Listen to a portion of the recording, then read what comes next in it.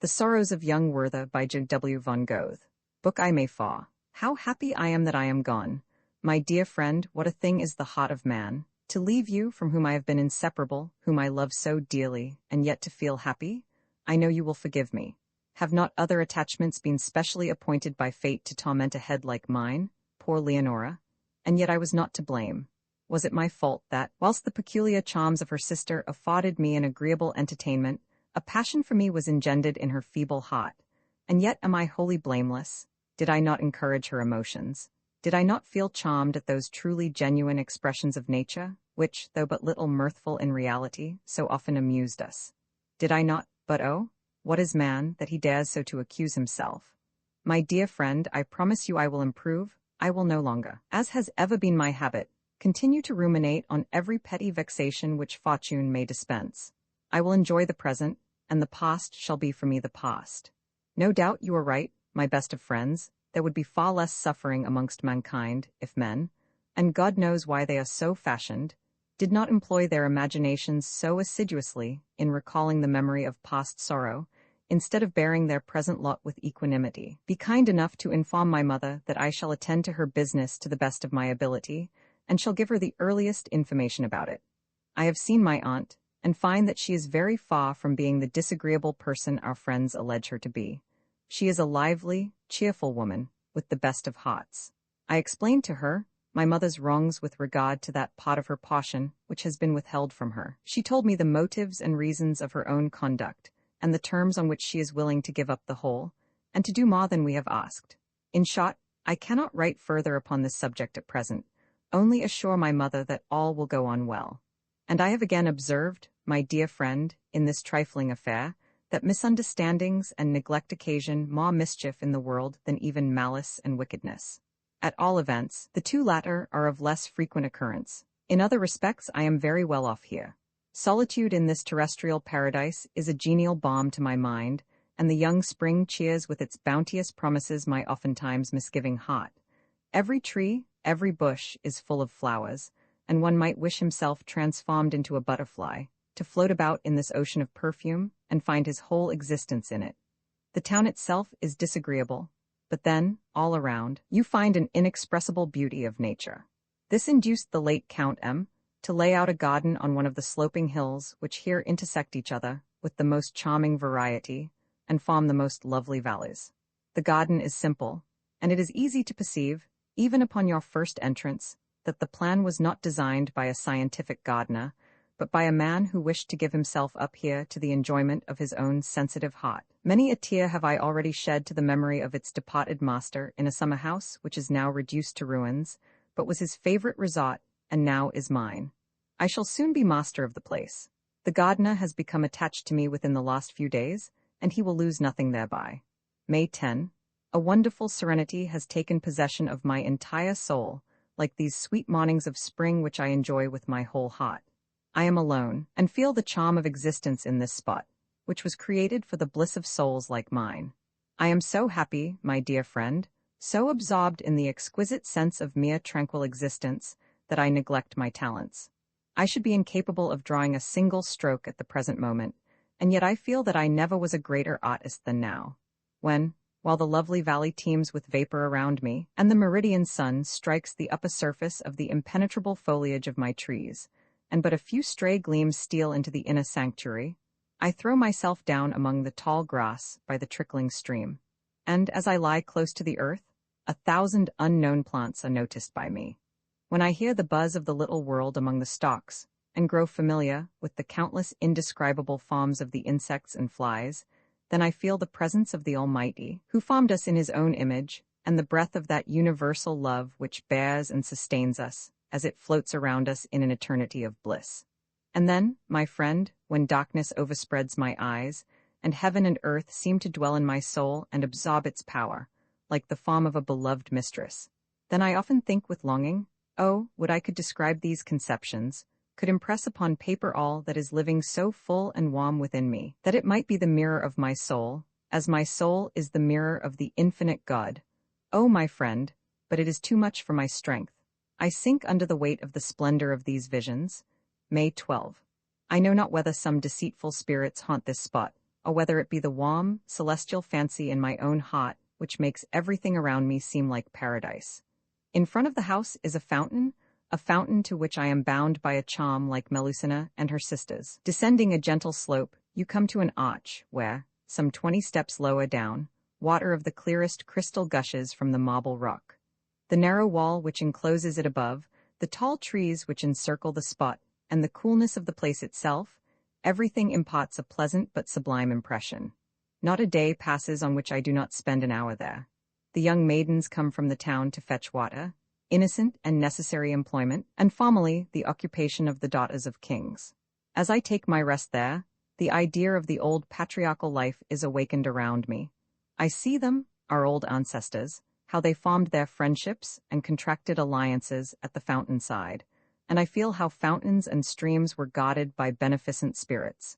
He who is a stranger to these sensations has never really enjoyed cool repose at the side of a fountain after the fatigue of a weary summer day. May 13. You ask if you shall send me books. My dear friend, I beseech you, for the love of God, relieve me from such a yoke. I need no more to be guided, agitated, heated. My heart ferments sufficiently of itself. I want strains to lull me, and I find them to perfection in my Homer.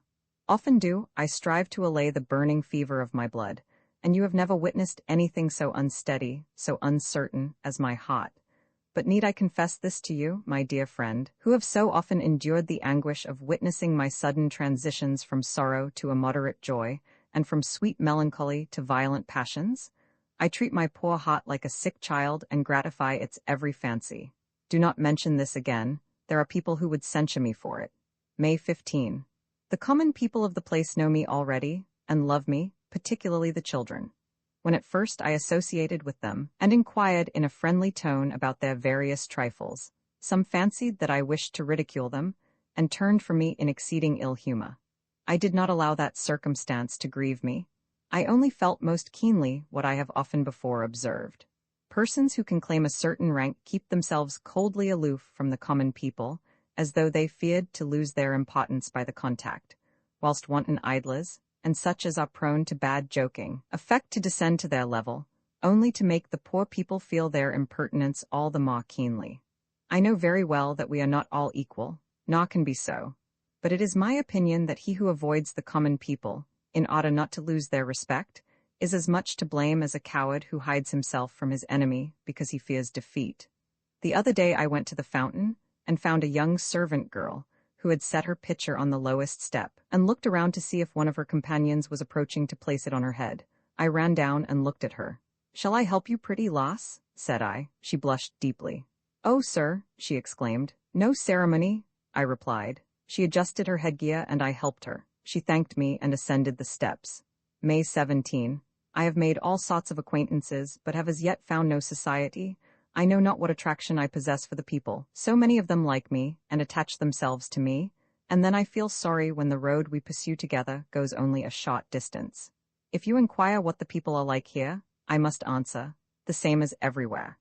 The human race is but a monotonous affair. Most of them labor the greater part of their time for mere subsistence, and the scanty portion of freedom which remains to them so troubles them that they use every exertion to get rid of it. Oh, the destiny of man! But they are a right good sort of people. If I occasionally forget myself, and take part in the innocent pleasures which are not yet forbidden to the peasantry, and enjoy myself, for instance, with genuine freedom and sincerity, round a well-covered table, or arrange an excursion or a dance opportunely, and so forth, all this produces a good effect upon my disposition. Only I must forget that there lie dormant within me so many other qualities, which moulder uselessly, and which I am obliged to keep carefully concealed. Ah, this thought affects my spirits fearfully, and yet to be misunderstood is the fate of the like of us. Alas, that the friend of my youth is gone. Alas, that I ever knew her. I might say to myself, you are a dreamer to seek what is not to be found here below. But she has been mine. I have possessed that hot, that noble soul, in whose presence I seemed to be more than I really was, because I was all that I could be. Good heavens, did then a single power of my soul remain unexercised? In her presence could I not display, to its full extent, that mysterious feeling with which my heart embraces nature? Was not our intercourse a perpetual web of the finest emotions, of the keenest wit, the varieties of which, even in their very eccentricity, bar the stamp of genius? Alas, the few years by which she was my senior brought her to the grave before me. Never can I forget her firm mind or her heavenly patience. A few days ago, I met a certain young a frank, open fellow, with a most pleasing countenance. He has just left the university, does not deem himself overwise, but believes he knows more than other people. He has worked hard, as I can perceive from many circumstances, and, in short, possesses a large stock of information. When he heard that I am drawing a good deal, and that I know Greek, two wonderful things for this part of the country, he came to see me, and displayed his whole store of learning, from Bateau to Wood, from De Piles to Winckelmann. He assured me he had read through the first part of Sulz's theory, and also possessed a manuscript of Heine's work on the study of the antique. I allowed it all to pass. I have become acquainted, also, with a very worthy person, the district judge, a frank and open-hearted man. I am told it is a most delightful thing to see him in the midst of his children, of whom he has 9. His eldest daughter especially is highly spoken of. He has invited me to go and see him, and I intend to do so on the first opportunity. He lives at one of the royal hunting lodges, which can be reached from here in an hour and a half by walking, and which he obtained leave to inhabit after the loss of his wife, as it is so painful to him to reside in town and at the cot. There have also come in my way a few other originals of a questionable sort, who are in all respects undesirable, and most intolerable in their demonstration of friendship. Goodbye. This letter will please you, it is quite historical. May 22.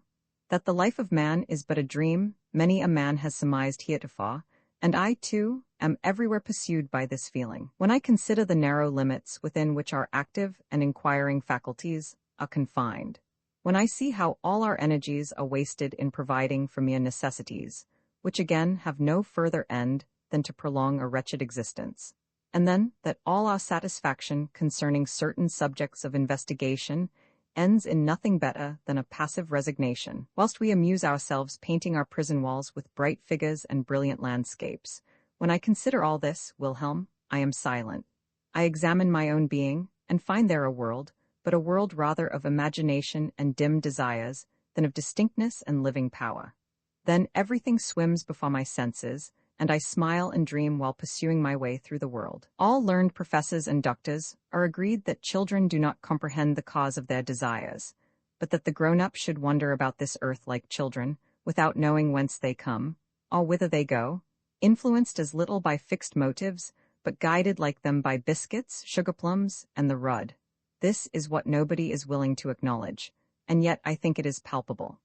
I know what you will say in reply, for I am ready to admit that they are happiest who, like children, amuse themselves with their playthings, dress and undress their dolls, and attentively watch the cupboard, where Mamma has locked up her sweet things, and when at last they get a delicious morsel, eat it greedily and exclaim, "Ma." These are certainly happy beings, but others also are objects of envy, who dignify their paltry employments and sometimes even their passions with pompous titles, representing them to mankind as gigantic achievements performed for their welfare and glory. But the man who humbly acknowledges the vanity of all this, who observes with what pleasure the thriving citizen converts his little garden into a paradise, and how patiently even the poor man pursues his weary way under his burden, and how all wish equally to behold the light of the sun a little longer. Yes, such a man is at peace, and creates his own world within himself, and he is also happy because he is a man. And then, however limited his sphere, he still preserves in his bosom the sweet feeling of liberty, and knows that he can quit his prison whenever he likes. May 26. You know of old my ways of settling anywhere, of selecting a little cottage in some cozy spot, and of putting up in it with every inconvenience. Here, too, I have discovered such a snug, comfortable place, which possesses peculiar charms for me. About a league from the town is a place called Walheim Point 1. It is delightfully situated on the side of a hill, and by proceeding along one of the footpaths which lead out of the village, you can have a view of the whole valley. A good old woman lives there, who keeps a small inn. She sells wine, beer, and coffee, and is cheerful and pleasant notwithstanding her age. The chief charm of this spot consists in 2 linden trees, spreading their enormous branches over the little green before the church, which is entirely surrounded by peasants' cottages, barns, and homesteads. I have seldom seen a place so retired and peaceable, and there often have my table and chair brought out from the little inn, and drink my coffee there, and read my Homer. Accident brought me to the spot one fine afternoon, and I found it perfectly deserted. Everybody was in the fields except a little boy about 4 years of age, who was sitting on the ground and held between his knees a child about 6 months old. He pressed it to his bosom with both arms, which thus formed a sort of armchair, and notwithstanding the liveliness which sparkled in its black eyes, it remained perfectly still. The sight charmed me. I sat down upon a plough opposite, and sketched with great delight this little picture of brotherly tenderness. I added the neighboring hedge, the barn door, and some broken cart-wheels, just as they happened to lie, and I found in about an hour that I had made a very correct and interesting drawing, without putting in the slightest thing of my own. This confirmed me in my resolution of adhering, for the future, entirely to nature. She alone is inexhaustible, and capable of forming the greatest masters. Much may be alleged in favor of rules, as much may be likewise advanced in favor of the laws of society. An artist formed upon them will never produce anything absolutely bad or disgusting, as a man who observes the laws and obeys decorum can never be an absolutely intolerable neighbor, nor a decided villain. But yet, say what you will of rules, they destroy the genuine feeling of nature, as well as its true expression. Do not tell me that this is too hard, that they only restrain and prune superfluous branches, etc. My good friend, I will illustrate this by an analogy. These things resemble love. A warm-hearted youth becomes strongly attached to a maiden. He spends every hour of the day in her company, wears out his health, and lavishes his fortune, to afford continual proof that he is wholly devoted to her. Then comes a man of the world, a man of place and respectability, and addresses him thus. My good young friend, love is natural, but you must love within bounds. Divide your time, devote a portion to business, and give the hours of recreation to your mistress. Calculate your fortune, and out of the superfluity you may make her a present, only not too often on her birthday, and such occasions. Pursuing this advice, he may become a useful member of society, and I should advise every prince to give him an appointment, but it is all up with his love, and with his genius if he be an artist. Oh, my friend, why is it that the torrent of genius so seldom bursts forth, so seldom rolls in full-flowing stream, overwhelming your astounded soul? Because, on either side of this stream, cold and respectable persons have taken up their abodes, and forsooth, their summer houses and tulip beds would suffer from the torrent, wherefore they dig trenches and raise embankments betimes, in order to avert the impending danger. May 27. I find I have fallen into raptures, declamation, and similes, and have forgotten, in consequence, to tell you what became of the children. Absorbed in my artistic contemplations, which I briefly described in my letter of yesterday, I continued sitting on the plough for 2 hours. Toward evening a young woman, with a basket on her arm, came running toward the children, who had not moved all that time. She exclaimed from a distance, "You are a good boy, Philip." She gave me greeting. I returned it, rose, and approached her. I inquired if she were the mother of those pretty children. "Yes," she said, and giving the eldest a piece of bread, she took the little one in her arms and kissed it with a mother's tenderness. "I left my child in Philip's care," she said, "whilst I went into the town with my eldest boy to buy some wheaten bread, some sugar, and an earthen pot. I saw the various articles in the basket, from which the cover had fallen. I shall make some broth tonight for my little Hans," which was the name of the youngest. "That wild fellow, the big one, broke my pot yesterday, whilst he was scrambling with Philip for what remained of the contents." I inquired for the eldest, and she had scarcely time to tell me that he was driving a couple of geese home from the meadow, when he ran up and handed Philip an osier wig. I talked a little longer with the woman, and found that she was the daughter of the schoolmaster, and that her husband was gone on a journey into Switzerland for some money a relation had left him.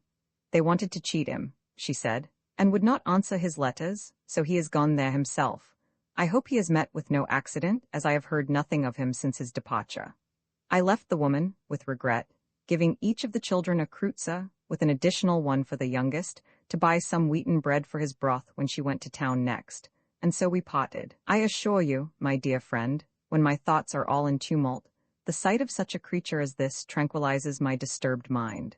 She moves in a happy thoughtlessness within the confined circle of her existence. She supplies her wants from day to day, and when she sees the leaves fall, they raise no other idea in her mind than that winter is approaching. Since that time I have gone out there frequently. The children have become quite familiar with me, and each gets a lump of sugar when I drink my coffee, and they share my milk and bread and butter in the evening. They always receive their kreutzer on Sundays, for the good woman has orders to give it to them when I do not go there after evening service. They are quite at home with me, tell me everything, and I am particularly amused with observing their tempers and the simplicity of their behavior when some of the other village children are assembled with them. It has given me a deal of trouble to satisfy the anxiety of the mother, lest, as she says, they should inconvenience the gentleman. May 30. What I have lately said of painting is equally true with respect to poetry. It is only necessary for us to know what is really excellent and venture to give it expression, and that is saying much in few words. Today I have had a scene which, if literally related, would make the most beautiful idyll in the world. But why should I talk of poetry and scenes and idylls? Can we never take pleasure in nature without having recourse to art? If you expect anything grand or magnificent from this introduction, you will be sadly mistaken. It relates merely to a peasant lad, who has excited in me the warmest interest. As usual, I shall tell my story badly, and you, as usual, will think me extravagant. It is Walheim once more, always Walheim, which produces these wonderful phenomena. A party had assembled outside the house under the linden trees to drink coffee. The company did not exactly please me, and under one pretext or another, I lingered behind. A peasant came from an adjoining house and set to work arranging some part of the same plough which I had lately sketched.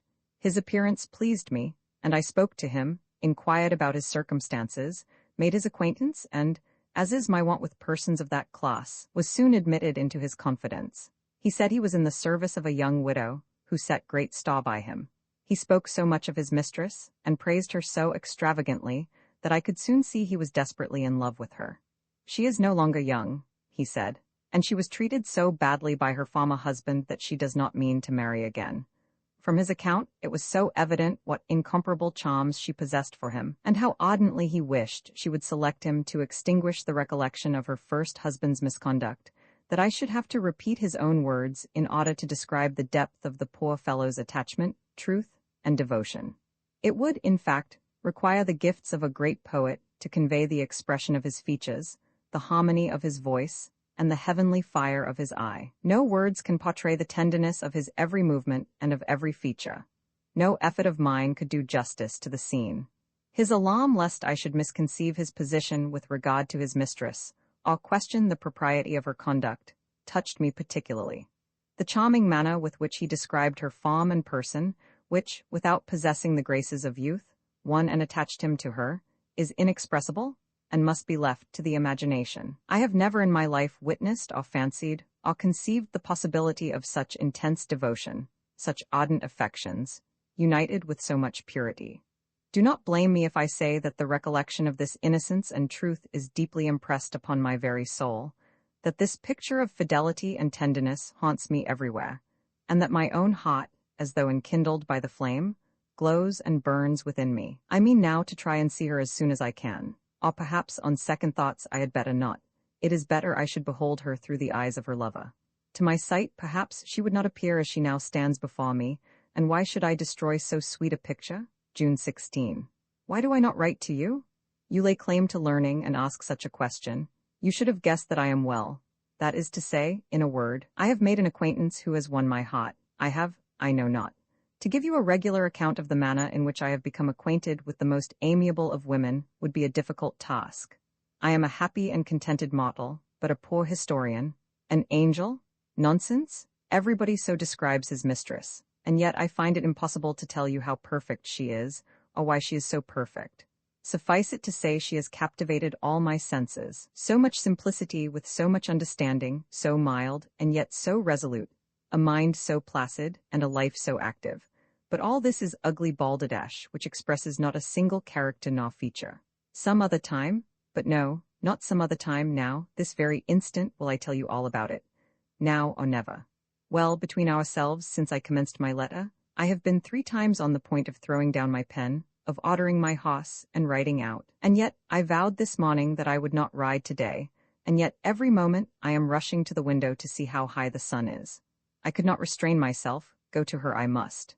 I have just returned, Wilhelm, and whilst I am taking supper I will write to you. What a delight it was for my soul to see her in the midst of her dear, beautiful children, 8 brothers and sisters. But if I proceed thus, you will be no wiser at the end of my letter than you were at the beginning. Attend, then, and I will compel myself to give you the details. I mentioned to you the other day that I had become acquainted with S., the district judge, and that he had invited me to go and visit him in his retirement, or rather in his little kingdom. But I neglected going, and perhaps should never have gone, if chance had not discovered to me the treasure which lay concealed in that retired spot. Some of our young people had proposed giving a ball in the country, at which I consented to be present.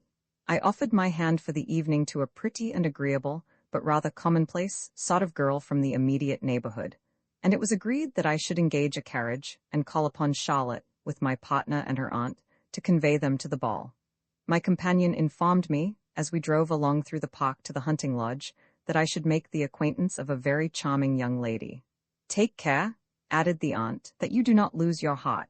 "Why?" said I. "Because she is already engaged to a very worthy man," she replied, "who is gone to settle his affairs upon the death of his father, and will succeed to a very considerable inheritance." This information possessed no interest for me. When we arrived at the gate, the sun was setting behind the tops of the mountains. The atmosphere was heavy, and the ladies expressed their fears of an approaching storm, as masses of low black clouds were gathering in the horizon. I relieved their anxieties by pretending to be weather-wise, although I myself had some apprehensions lest our pleasure should be interrupted.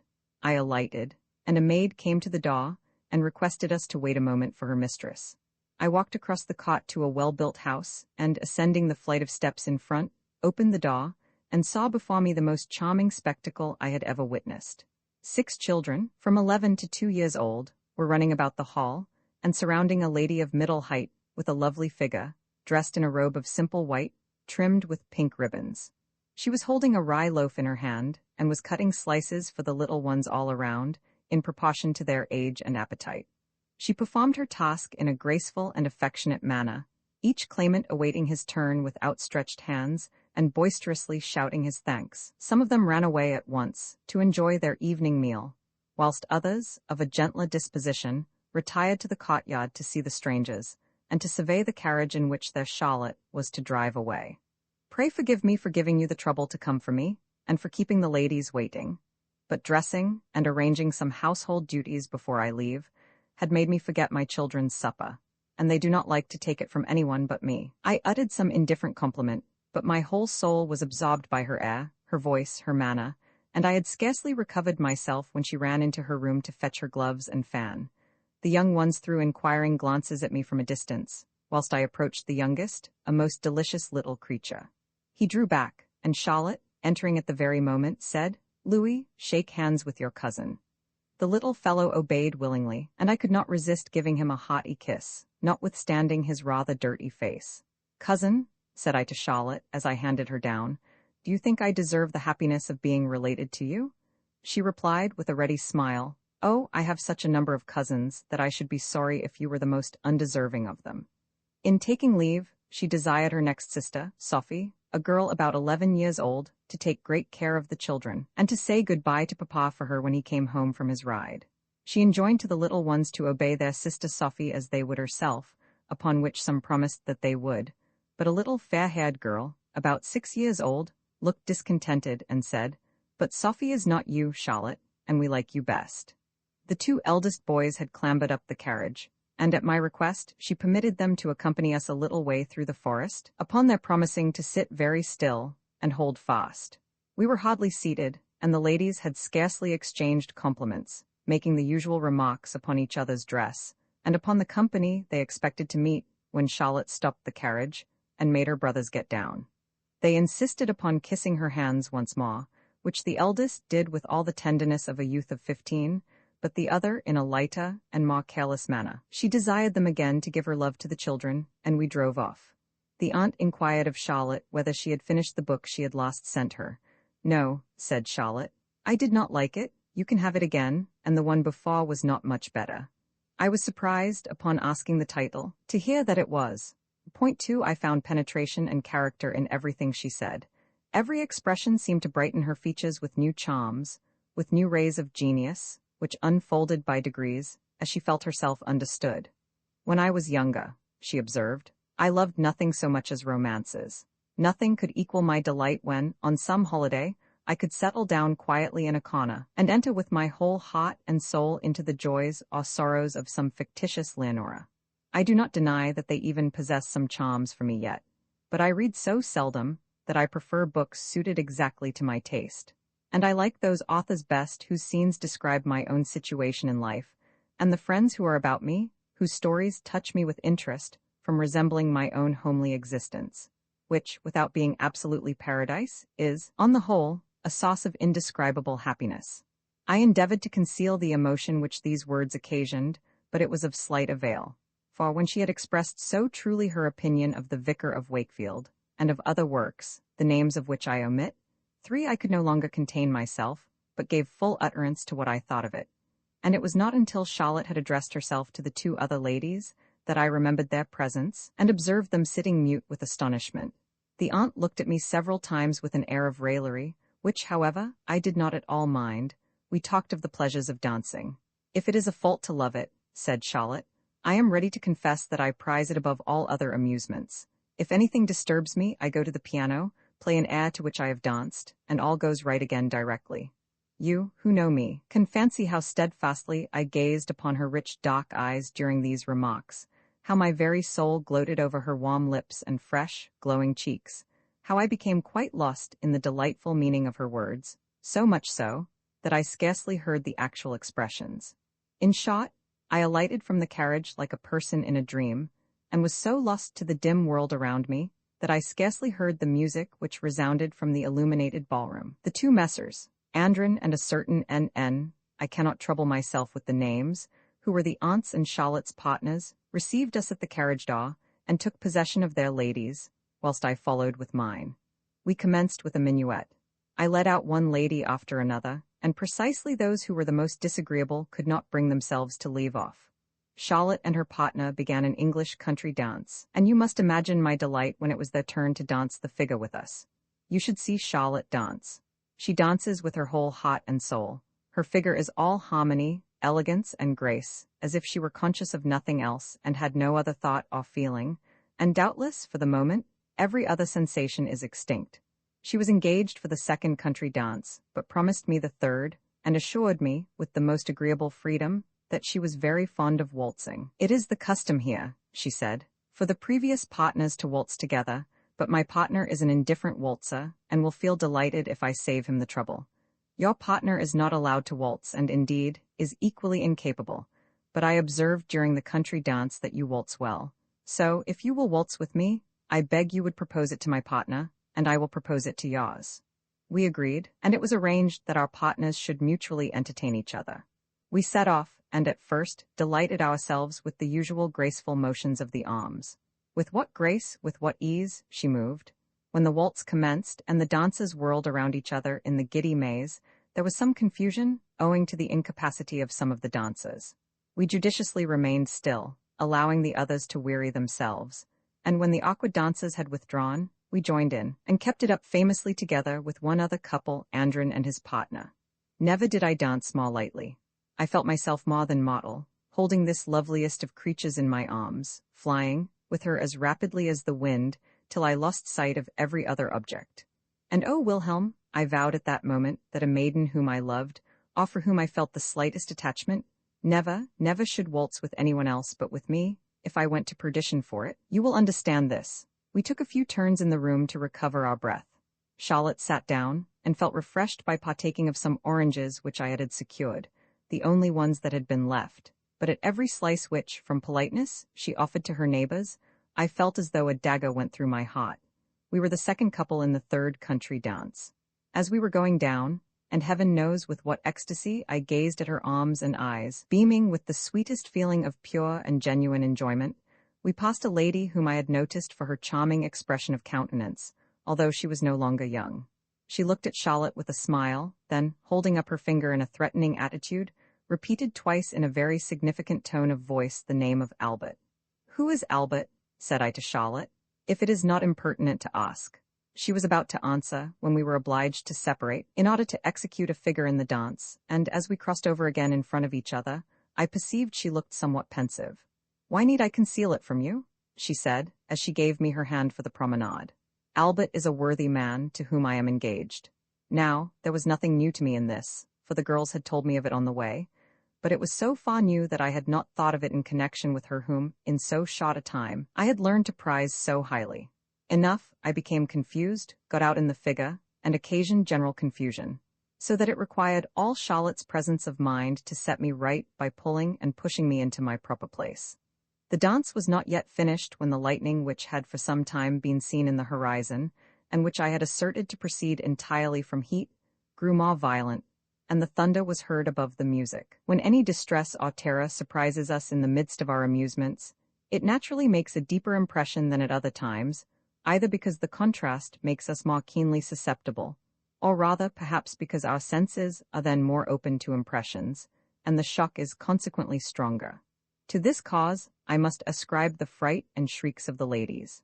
One sagaciously sat down in a corner with her back to the window, and held her fingers to her ears. A second knelt down before her, and hid her face in her lap. A third threw herself between them, and embraced her sister with 1,000 tears.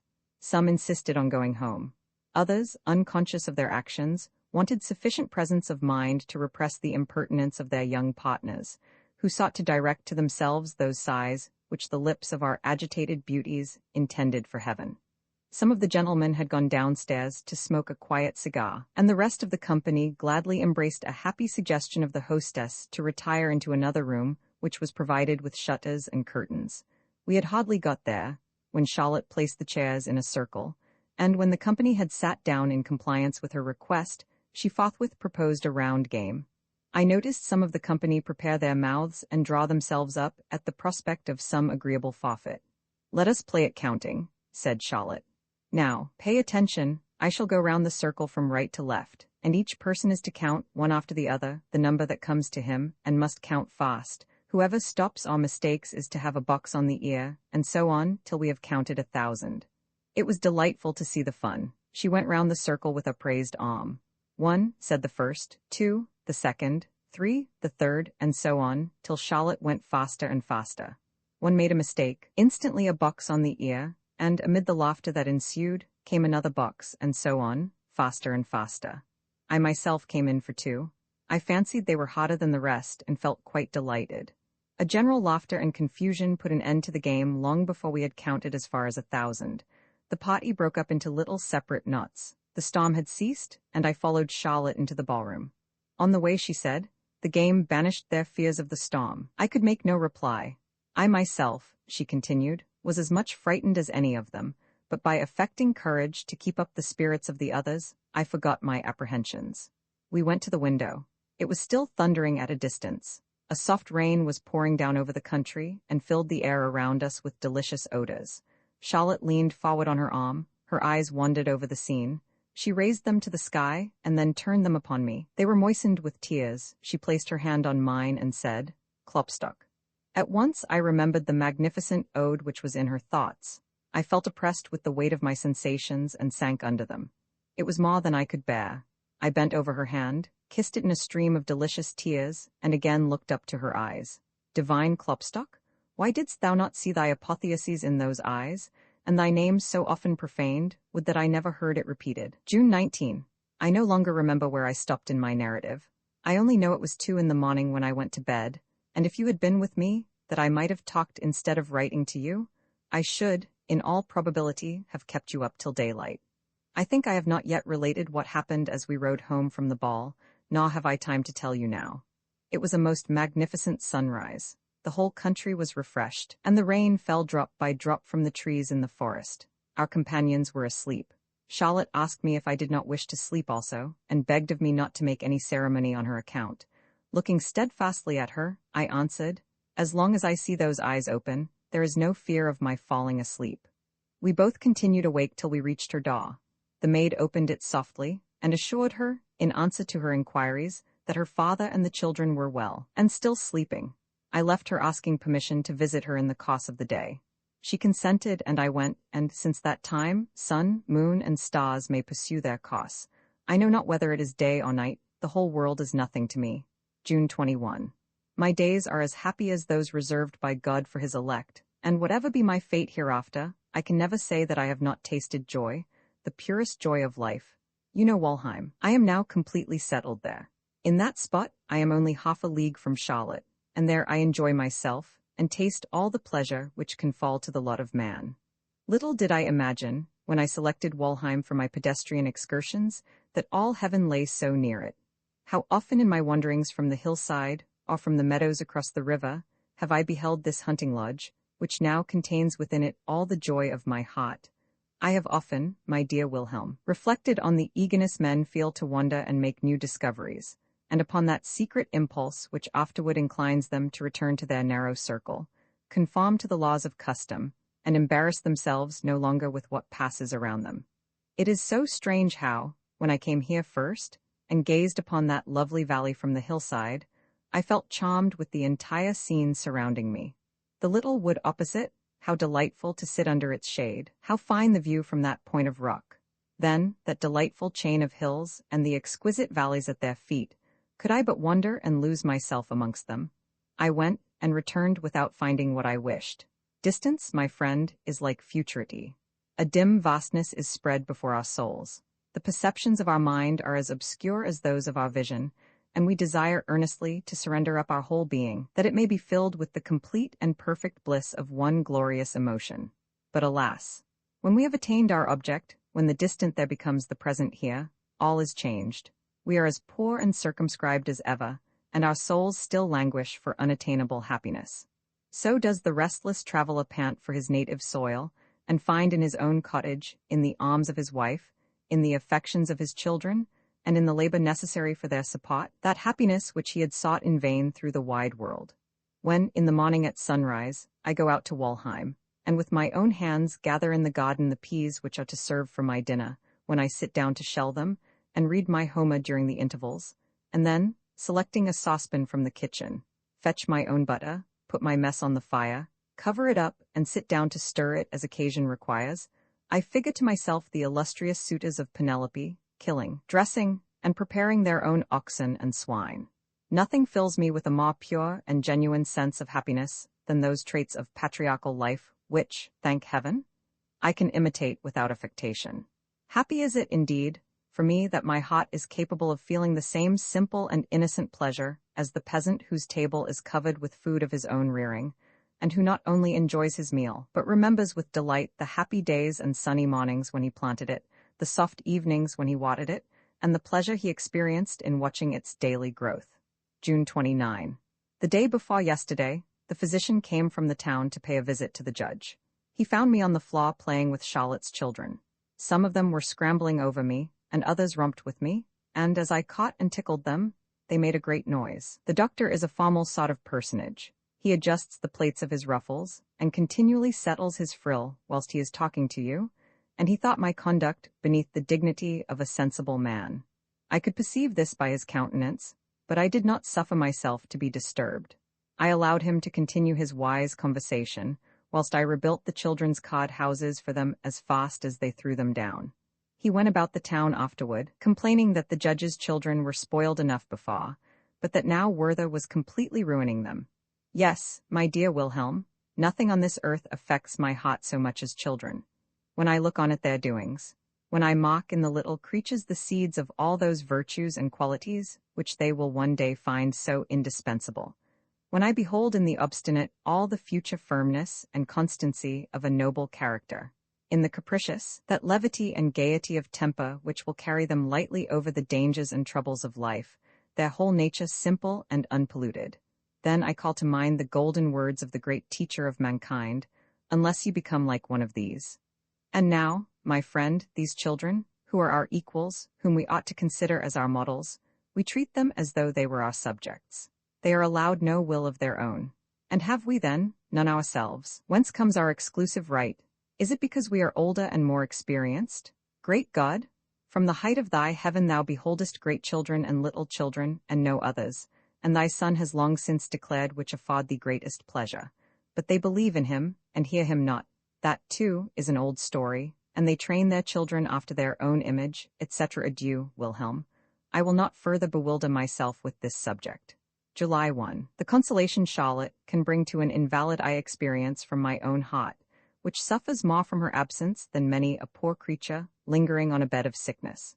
She is gone to spend a few days in the town with a very worthy woman, who is given over by the physicians, and wishes to have Charlotte near her in her last moments.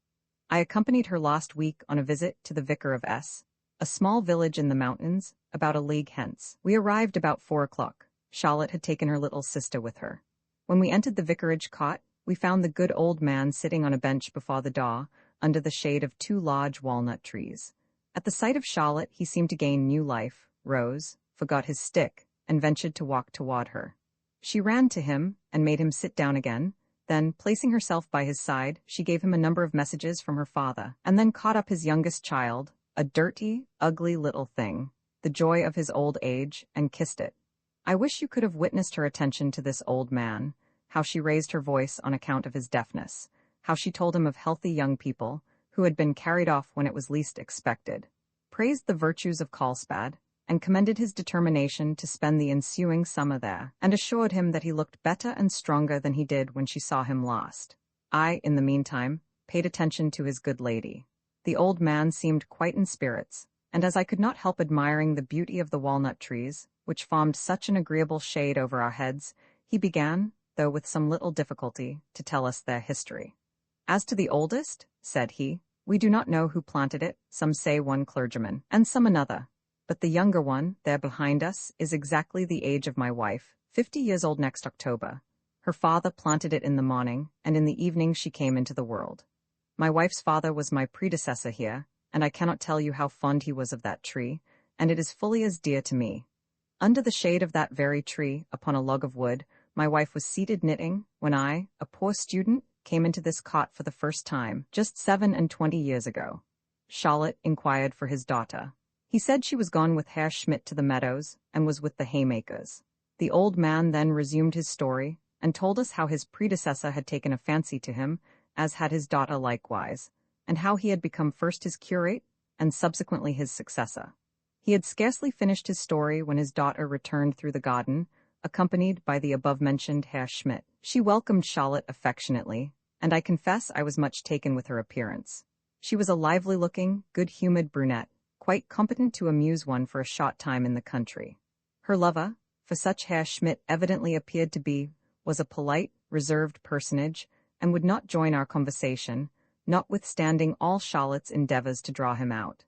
I was much annoyed at observing, by his countenance, that his silence did not arise from want of talent, but from caprice and ill humor. This subsequently became very evident when we set out to take a walk, and Frederica joining Charlotte, with whom I was talking, the worthy gentleman's face, which was naturally rather sombre, became so dark and angry that Charlotte was obliged to touch my arm, and remind me that I was talking too much to Frederica. Nothing distresses me more than to see men torment each other, particularly when in the flower of their age, in the very season of pleasure, they waste their few short days of sunshine in quarrels and disputes, and only perceive their error when it is too late to repair it. This thought dwelt upon my mind, and in the evening, when we returned to the vicar's, and were sitting round the table with our bread and milk, the conversation turned on the joys and sorrows of the world, I could not resist the temptation to inveigh bitterly against ill humor. We are apt, said I, to complain, but with very little cause, that our happy days are few, and our evil days many. If our hearts were always disposed to receive the benefits heaven sends us, we should acquire strength to support evil when it comes. But, observed the vicar's wife, we cannot always command our tempers, so much depends upon the constitution. When the body suffers, the mind is ill at ease. I acknowledge that, I continued, but we must consider such a disposition in the light of a disease, and inquire whether there is no remedy for it. I should be glad to hear one, said Charlotte. At least, I think very much depends upon ourselves. I know it is so with me.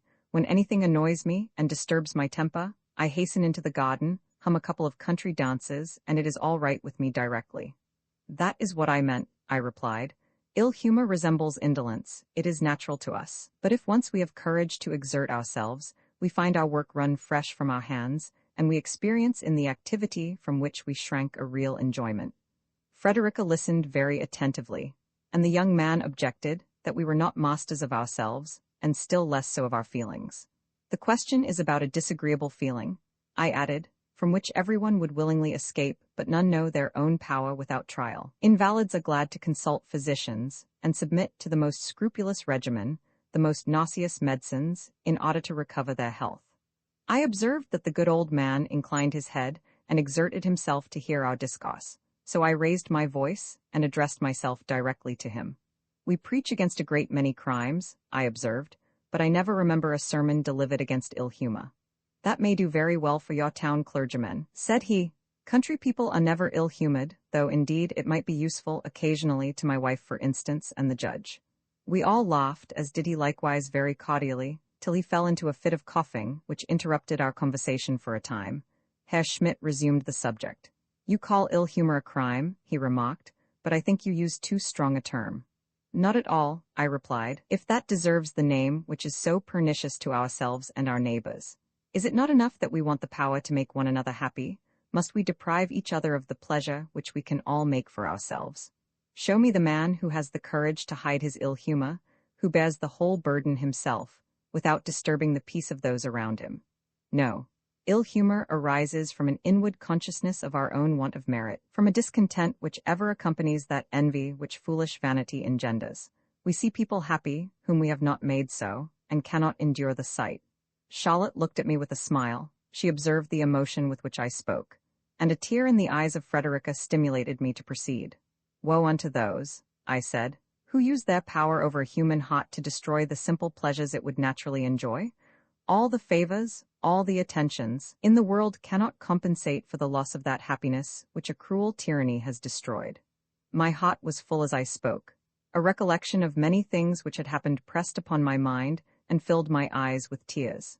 We should daily repeat to ourselves, I exclaimed, that we should not interfere with our friends unless to leave them in possession of their own joys and increase their happiness by sharing it with them.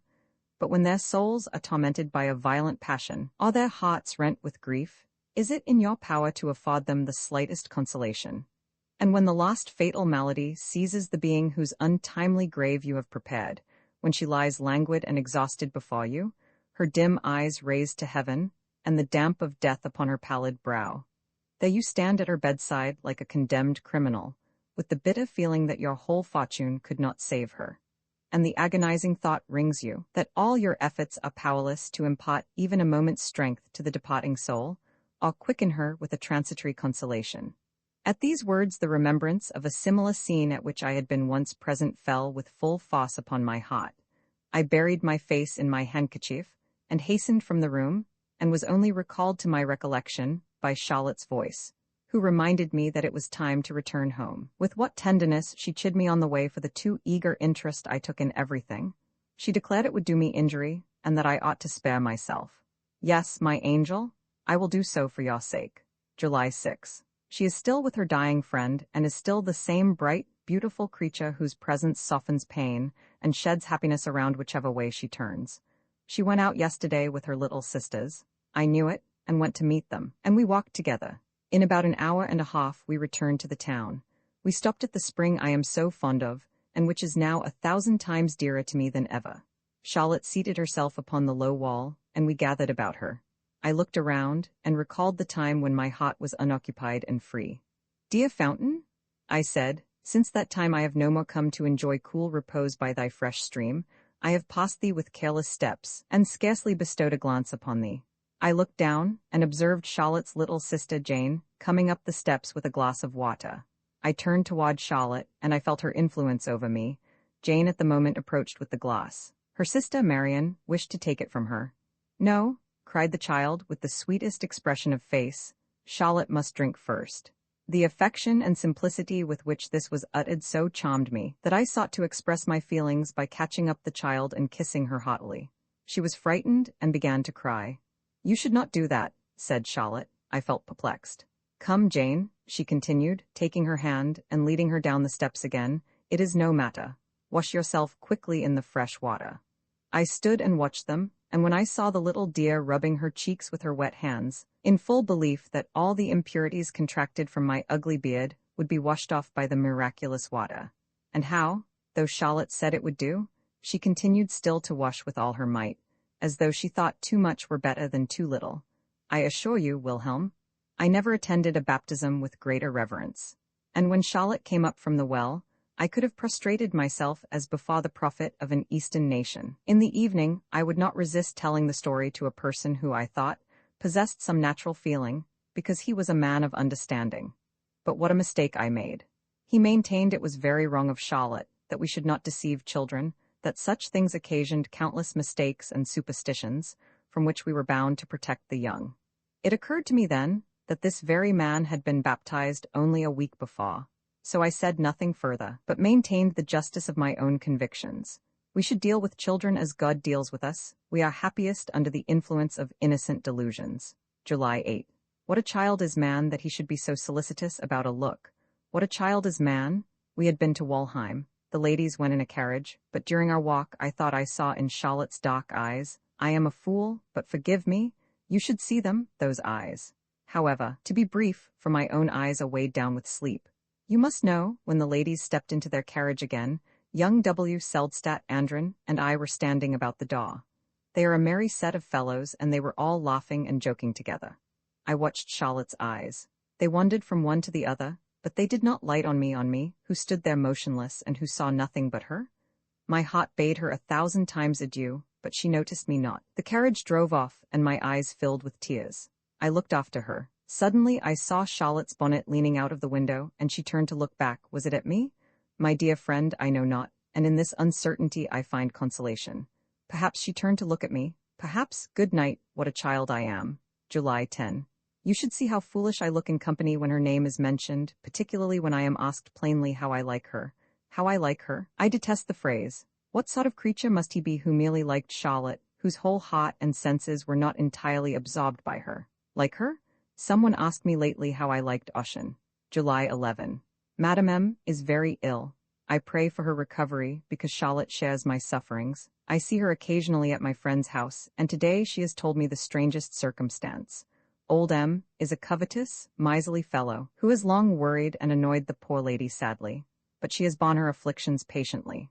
A few days ago, when the physician informed us that her recovery was hopeless, she sent for her husband. Charlotte was present, and addressed him thus. I have something to confess, which, after my decease, may occasion trouble and confusion. I have hitherto conducted your household as frugally and economically as possible, but you must pardon me for having defrauded you for 30 years. At the commencement of our married life, you allowed a small sum for the wants of the kitchen and the other household expenses. When our establishment increased and our property grew larger, I could not persuade you to increase the weekly allowance in proportion.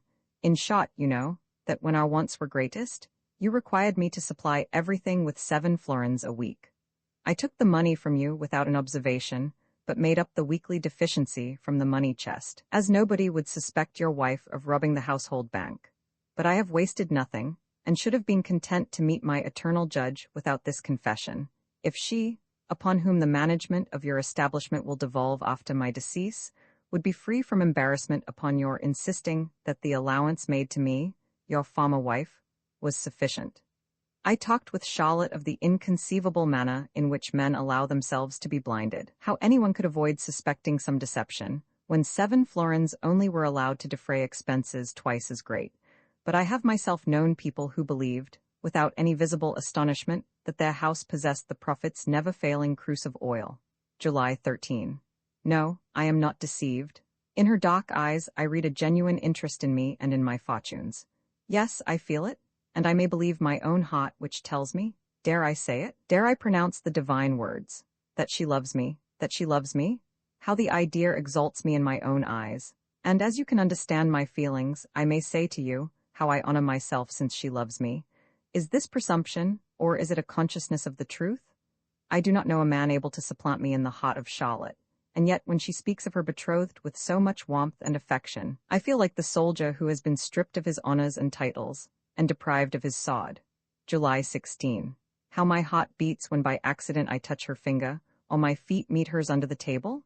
I draw back as if from a furnace, but a secret force impels me forward again, and my senses become disordered. Her innocent, unconscious heart never knows what agony these little familiarities inflict upon me.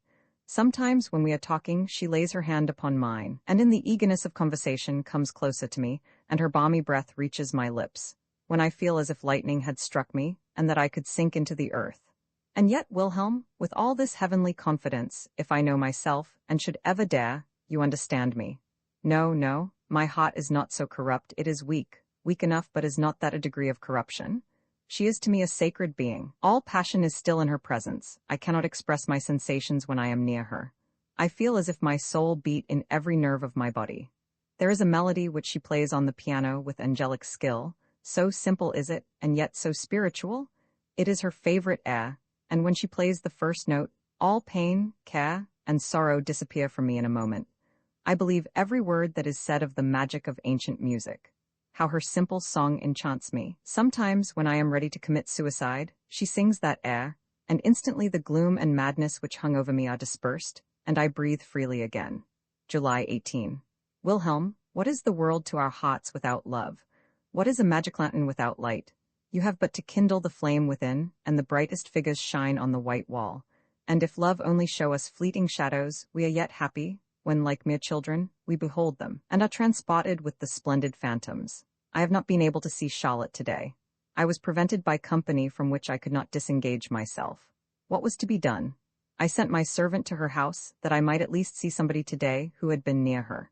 Oh, the impatience with which I waited for his return, the joy with which I welcomed him. I should certainly have caught him in my arms and kissed him, if I had not been ashamed. It is said that the Bonona stone, when placed in the sun, attracts the rays, and for a time appears luminous in the dark. So was it with me and this servant.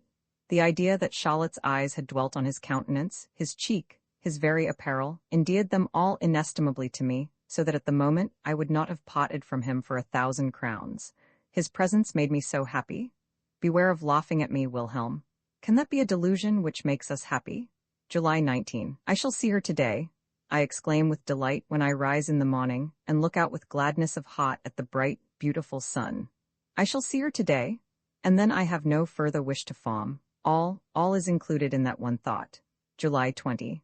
I cannot assent to your proposal that I should accompany the ambassador to.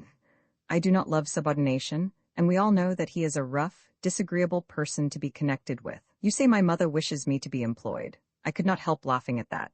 Am I not sufficiently employed? And is it not in reality the same, whether I shell peas or count lentils? The world runs on from one folly to another, and the man who, solely from regard to the opinion of others, and without any wish or necessity of his own, toils after gold, honor, or any other phantom, is no better than a fool. July 24.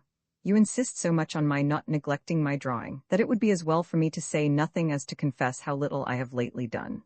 I never felt happier, I never understood nature better, even down to the veriest stem or smallest blade of grass, and yet I am unable to express myself.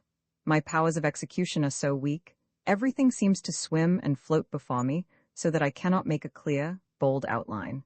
But I fancy I should succeed better if I had some clay or wax to model. I shall try, if this state of mind continues much longer, and will take to modeling if I only need dough. I have commenced Charlotte's portrait 3 times, and have as often disgraced myself. This is the more annoying, as I was formerly very happy in taking likenesses. I have since sketched her profile, and must content myself with that. July 25. Yes, dear Charlotte, I will order and arrange everything. Only give me more commissions, the more the better. One thing, however, I must request. Use no more writing sand with the dear notes you send me. Today I raised your letter hastily to my lips, and it set my teeth on edge. July 26. I have often determined not to see her so frequently, but who could keep such a resolution? Every day I am exposed to the temptation, and promise faithfully that tomorrow I will really stay away. But when tomorrow comes, I find some irresistible reason for seeing her, and, before I can account for it, I am with her again. Either she has said on the previous evening, "You will be sure to call tomorrow," and who could stay away then? Or she gives me some commission, and I find it essential to take her the answer in person, or the day is fine, and I walk to Walheim, and when I am there, it is only half a league farther to her. I am within the charmed atmosphere, and soon find myself at her side. My grandmother used to tell us a story of a mountain of lodestone. When any vessels came near it, they were instantly deprived of their ironwork. The nails flew to the mountain, and the unhappy crew perished amidst the disjointed planks. July 30. Albert is arrived, and I must take my departure. Were he the best and noblest of men, and I in every respect his inferior, I could not endure to see him in possession of such a perfect being. Possession? Enough. Wilhelm, her betrothed is here, a fine, worthy fellow whom one cannot help liking. Fortunately, I was not present at their meeting. It would have broken my heart, and he is so considerate. He has not given Charlotte one kiss in my presence. Heaven reward him for it. I must love him for the respect with which he treats her. He shows a regard for me, but for this, I suspect I am more indebted to Charlotte than to his own fancy for me. Women have a delicate tact in such matters, and it should be so. They cannot always succeed in keeping two rivals on terms with each other, but when they do, they are the only gainers. I cannot help esteeming Albert. The coolness of his temper contrasts strongly with the impetuosity of mine, which I cannot conceal. He has a great deal of feeling, and is fully sensible of the treasure he possesses in Charlotte. He is free from ill humor, which you know is the fault I detest most. He regards me as a man of sense, and my attachment to Charlotte, and the interest I take in all that concerns her, augment his triumph and his love. I shall not inquire whether he may not at times tease her with some little jealousies, as I know that, were I in his place, I should not be entirely free from such sensations. But be that as it may, my pleasure with Charlotte is over. Call it folly or infatuation, what signifies a name? The thing speaks for itself. Before Albert came, I knew all that I know now. I knew I could make no pretensions to her. Nor did I offer any, that is, as far as it was possible, in the presence of so much loveliness, not to pant for its enjoyment. And now, behold me like a silly fellow, staring with astonishment when another comes in and deprives me of my love. I bite my lips and feel infinite scorn for those who tell me to be resigned, because there is no help for it. Let me escape from the yoke of such silly subterfuges. I ramble through the woods, and when I return to Charlotte and find Albert sitting by her side in the summer-house in the garden, I am unable to bear it, behave like a fool, and commit 1,000 extravagances. For heaven's sake, said Charlotte today, let us have no more scenes like those of last night. You terrify me when you are so violent. Between ourselves, I am always away now when he visits her, and I feel delighted when I find her alone. August 8. Believe me, dear Wilhelm, I did not allude to you when I spoke so severely of those who advise resignation to inevitable fate. I did not think it possible for you to indulge such a sentiment, but in fact you are right. I only suggest one objection. In this world one is seldom reduced to make a selection between two alternatives. There are as many varieties of conduct and opinion as there are turns of feature between an aquiline nose and a flat one. You will, therefore, permit me to concede your entire argument and yet contrive means to escape your dilemma. Your position is this, I hear you say. Either you have hopes of obtaining Charlotte, or you have none. Well, in the first case, pursue your course and press on to the fulfillment of your wishes. In the second, be a man and shake off a miserable passion which will enervate and destroy you. My dear friend, this is well and easily said, but would you require a wretched being, whose life is slowly wasting under a lingering disease, to dispatch himself at once by the stroke of a dagger? Does not the very disorder which consumes his strength deprive him of the courage to effect his deliverance? You may answer me, if you please, with a similar analogy. Who would not prefer the amputation of an arm to the periling of life by doubt and procrastination? But I know not if I am right, and let us leave these comparisons. Enough. There are moments, Wilhelm, when I could rise up and shake it all off, and when, if I only knew where to go, I could fly from this place, the same evening. My diary, which I have for some time neglected, came before me today, and I am amazed to see how deliberately I have entangled myself step by step. To have seen my position so clearly, and yet to have acted so like a child? Even still I behold the result plainly, and yet have no thought of acting with greater prudence. August 10. If I were not a fool, I could spend the happiest and most delightful life here. So many agreeable circumstances, and of a kind to ensure a worthy man's happiness, are seldom united. Alas, I feel it too sensibly. The heart alone makes our happiness. To be admitted into this most charming family, to be loved by the father as a son, by the children as a father, and by Charlotte. Then the noble Albert, who never disturbs my happiness by any appearance of ill humor, receiving me with the heartiest affection, and loving me, next to Charlotte, better than all the world. Wilhelm, you would be delighted to hear us in our rambles and conversations about Charlotte. Nothing in the world can be more absurd than our connection, and yet the thought of it often moves me to tears. He tells me sometimes of her excellent mother, how, upon her deathbed, she had committed her house and children to Charlotte, and had given Charlotte herself in charge to him. How, since that time, a new spirit had taken possession of her. How, in care and anxiety for their welfare, she became a real mother to them. how every moment of her time was devoted to some labor of love in their behalf, and yet her mirth and cheerfulness had never forsaken her.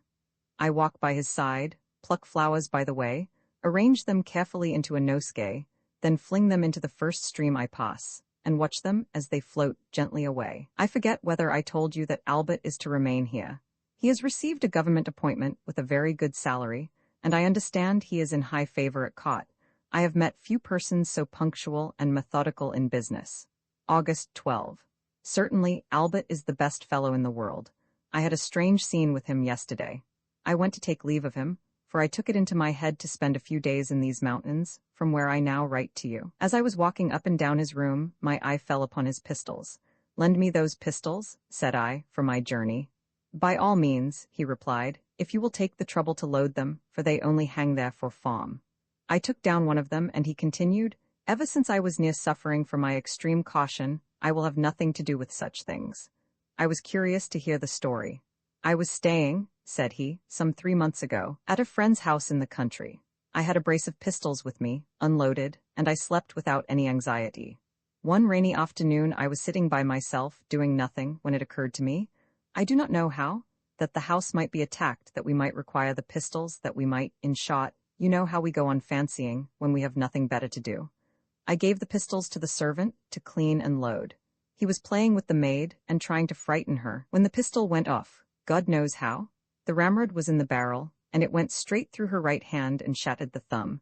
I had to endure all the lamentation, and to pay the surgeon's bill, so, since that time, I have kept all my weapons unloaded. But, my dear friend, what is the use of prudence? We can never be on our guard against all possible dangers. However, now, you must know I can tolerate all men till they come to however, for it is self-evident that every universal rule must have its exceptions.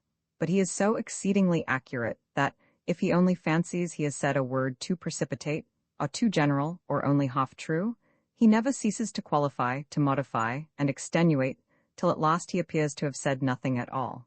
Upon this occasion, Albert was deeply immersed in his subject. I ceased to listen to him, and became lost in reverie. With a sudden motion, I pointed the mouth of the pistol to my forehead, over the right eye. "What do you mean?" cried Albert, turning back the pistol. "It is not loaded," said I. "And even if not," he answered with impatience, "what can you mean? I cannot comprehend how a man can be so mad as to shoot himself, and the bare idea of it shocks me.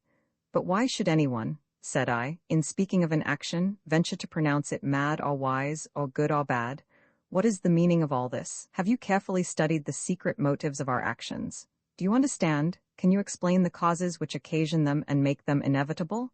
If you can, you will be less hasty with your decision. But you will allow," said Albert, "that some actions are criminal, let them spring from whatever motives they may." I granted it and shrugged my shoulders. "But still, my good friend," I continued, "there are some exceptions here too. Theft is a crime, but the man who commits it from extreme poverty, with no design but to save his family from perishing, is he an object of pity or of punishment?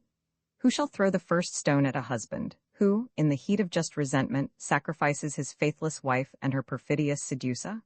Or at the young maiden, who, in her weak hour of rapture, forgets herself in the impetuous joys of love? Even our laws, cold and cruel as they are, relent in such cases, and withhold their punishment." "That is quite another thing," said Albert, "because a man under the influence of violent passion loses all power of reflection, and is regarded as intoxicated or insane." "Oh, you people of sound understandings," I replied, smiling, "are ever ready to exclaim extravagance and madness and intoxication. You moral men are so calm and so subdued.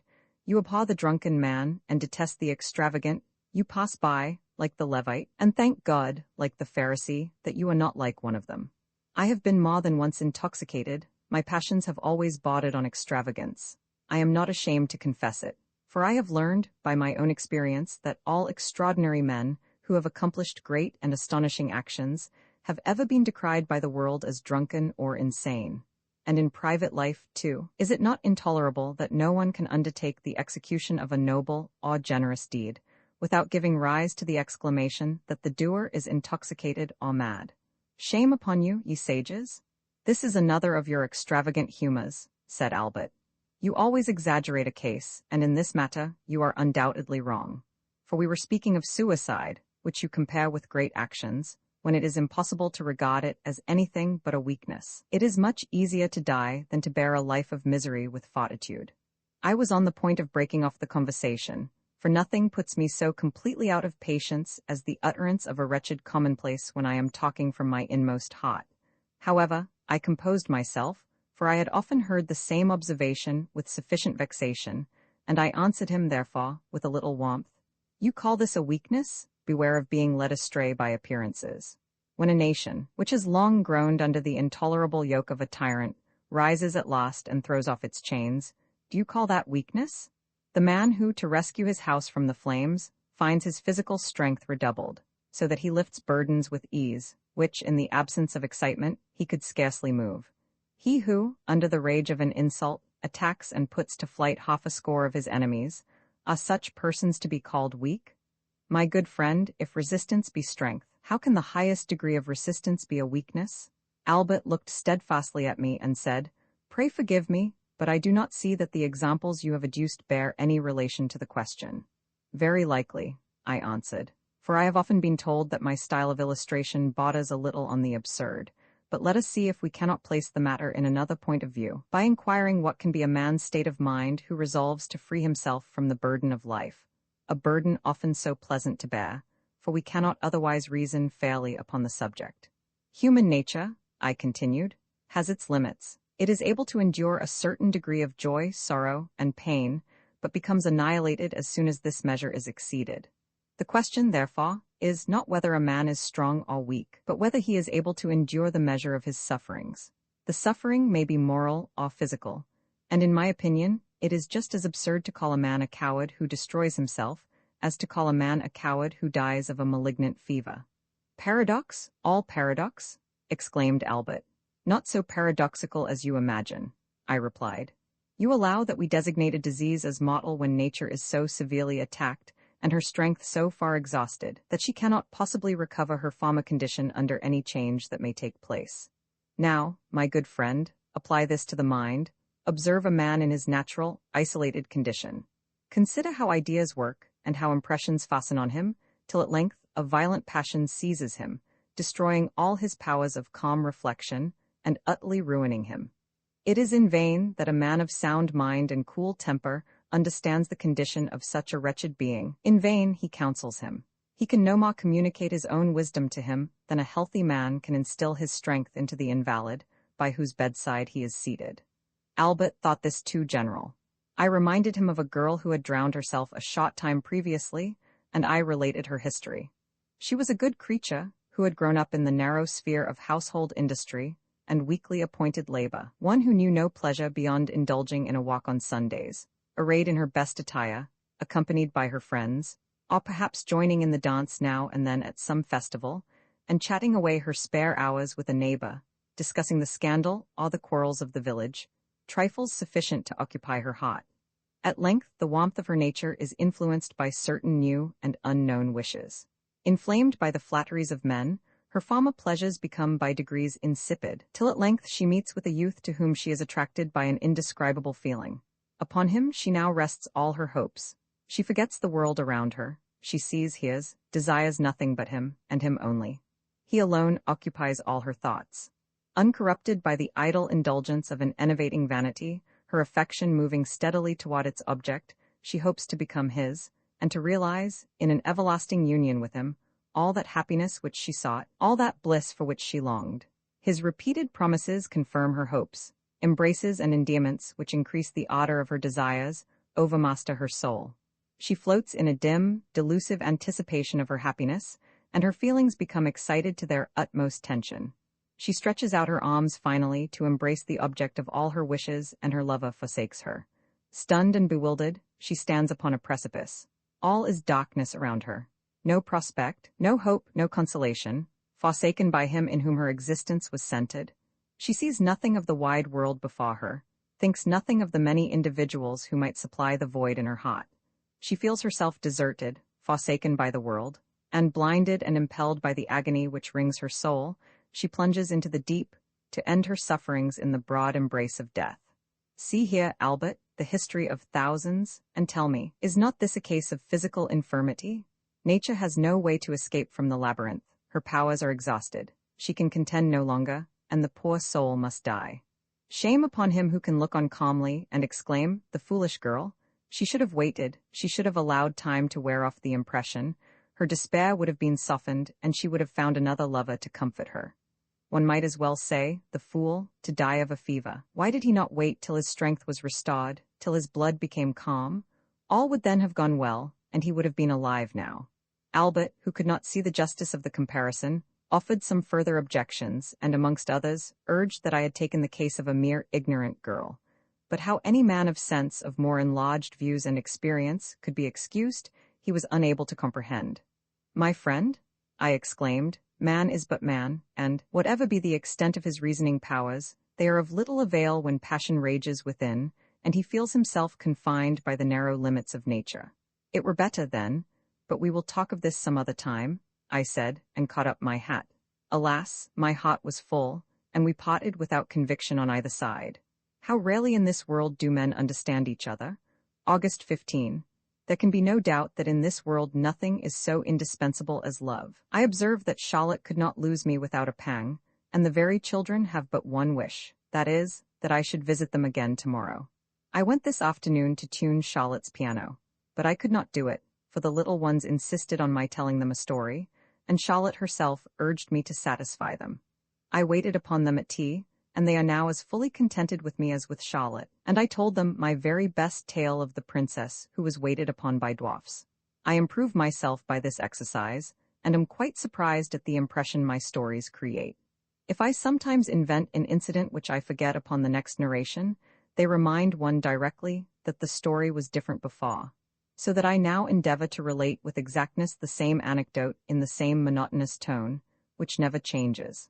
I find by this how much an author injures his works by altering them, even though they be improved in a poetical point of view. The first impression is readily received. We are so constituted that we believe the most incredible things, and once they are engraved upon the memory, woe to him who would endeavor to efface them. August 18. Must it ever be thus, that the sauce of our happiness must also be the fountain of our misery? The full and ardent sentiment which animated my heart with the love of nature, overwhelming me with a torrent of delight, and which brought all paradise before me, has now become an insupportable torment, a demon which perpetually pursues and harasses me. When in bygone days I gazed from these rocks upon yonder mountains across the river, and upon the green, flowery valley before me, and saw all nature budding and bursting around, the hills clothed from foot to peak with tall, thick forest trees, the valleys in all their varied windings, shaded with the loveliest woods, and the soft river gliding along amongst the lisping reeds, mirroring the beautiful clouds which the soft evening breeze wafted across the sky, when I heard the groves about me melodious with the music of birds, and saw the million swarms of insects dancing in the lost golden beams of the sun, whose setting rays awoke the humming beetles from their grassy beds, whilst the subdued tumult around directed my attention to the ground, and I there observed the arid rock compelled to yield nutriment to the dry moss, whilst the heath flourished upon the barren sands below me. All this displayed to me the inner warmth which animates all nature, and filled and glowed within my heart. I felt myself exalted by this overflowing fullness to the perception of the Godhead, and the glorious forms of an infinite universe became visible to my soul. Stupendous mountains encompassed me, abysses yawned at my feet, and cataracts fell headlong down before me. Impetuous rivers rolled through the plain, and rocks and mountains resounded from afar. In the depths of the earth I saw innumerable powers in motion, and multiplying to infinity, whilst upon its surface and beneath the heavens there teemed 10,000 varieties of living creatures. Everything around is alive with an infinite number of forms, while mankind fly for security to their petty houses, from the shelter of which they rule in their imaginations over the wide-extended universe. Poor fool, in whose petty estimation all things are little. From the inaccessible mountains, across the desert, which no mortal foot has trod, far as the confines of the unknown ocean, breathes the spirit of the eternal Creator, and every atom to which he has given existence finds favor in his sight. Ah, how often at that time has the flight of a bird, soaring above my head, inspired me with the desire of being transported to the shores of the immeasurable waters, there to quaff the pleasures of life from the foaming goblet of the infinite, and to partake, if but for a moment even, with the confined powers of my soul, the beatitude of that Creator who accomplishes all things in himself, and through himself.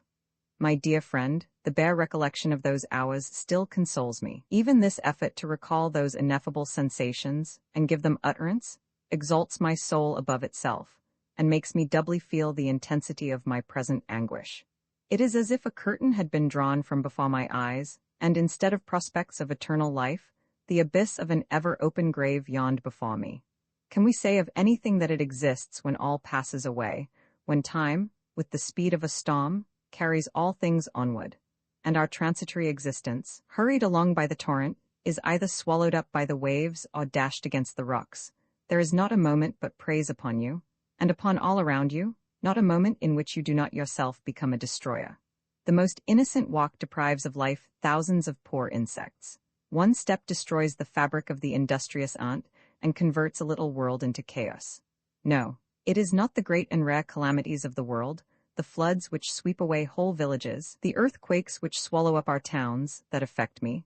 My heart is wasted by the thought of that destructive power which lies concealed in every part of universal nature. Nature has formed nothing that does not consume itself, and every object near it, so that, surrounded by earth and air, and all the active powers, I wander on my way with aching heart, and the universe is to me a fearful monster, forever devouring its own offspring. August 21. In vain do I stretch out my arms toward her when I awaken in the morning from my weary slumbers. In vain do I seek for her at night in my bed, when some innocent dream has happily deceived me, and placed her near me in the fields, when I have seized her hand and covered it with countless kisses. And when I feel for her in the half-confusion of sleep, with the happy sense that she is near, tears flow from my oppressed heart, and bereft of all comfort, I weep over my future woes. August 22. What a misfortune, Wilhelm! My active spirits have degenerated into contented indolence. I cannot be idle, and yet I am unable to set to work. I cannot think. I have no longer any feeling for the beauties of nature, and books are distasteful to me. Once we give ourselves up, we are totally lost.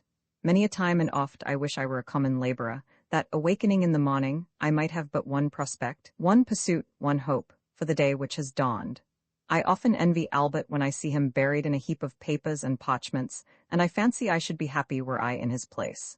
Often impressed with this feeling, I have been on the point of writing to you and to the minister, for the appointment at the embassy, which you think I might obtain. I believe I might procure it. The minister has long shown a regard for me, and has frequently urged me to seek employment. It is the business of an hour only. Now and then the fable of the horse recurs to me.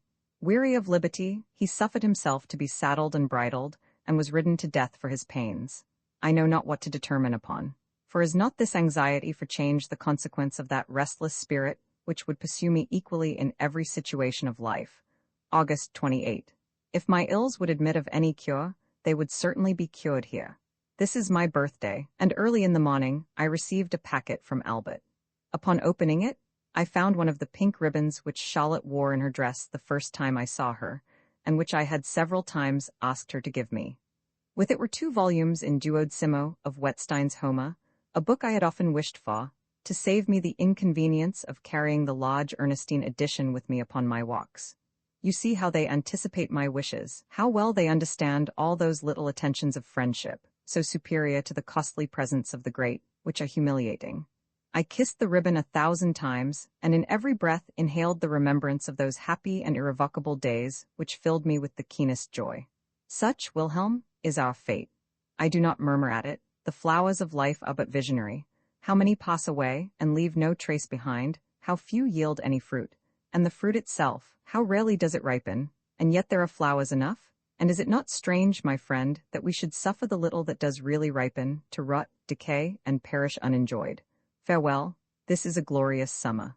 I often climb into the trees in Charlotte's orchard and shake down the pears that hang on the highest branches. She stands below and catches them as they fall.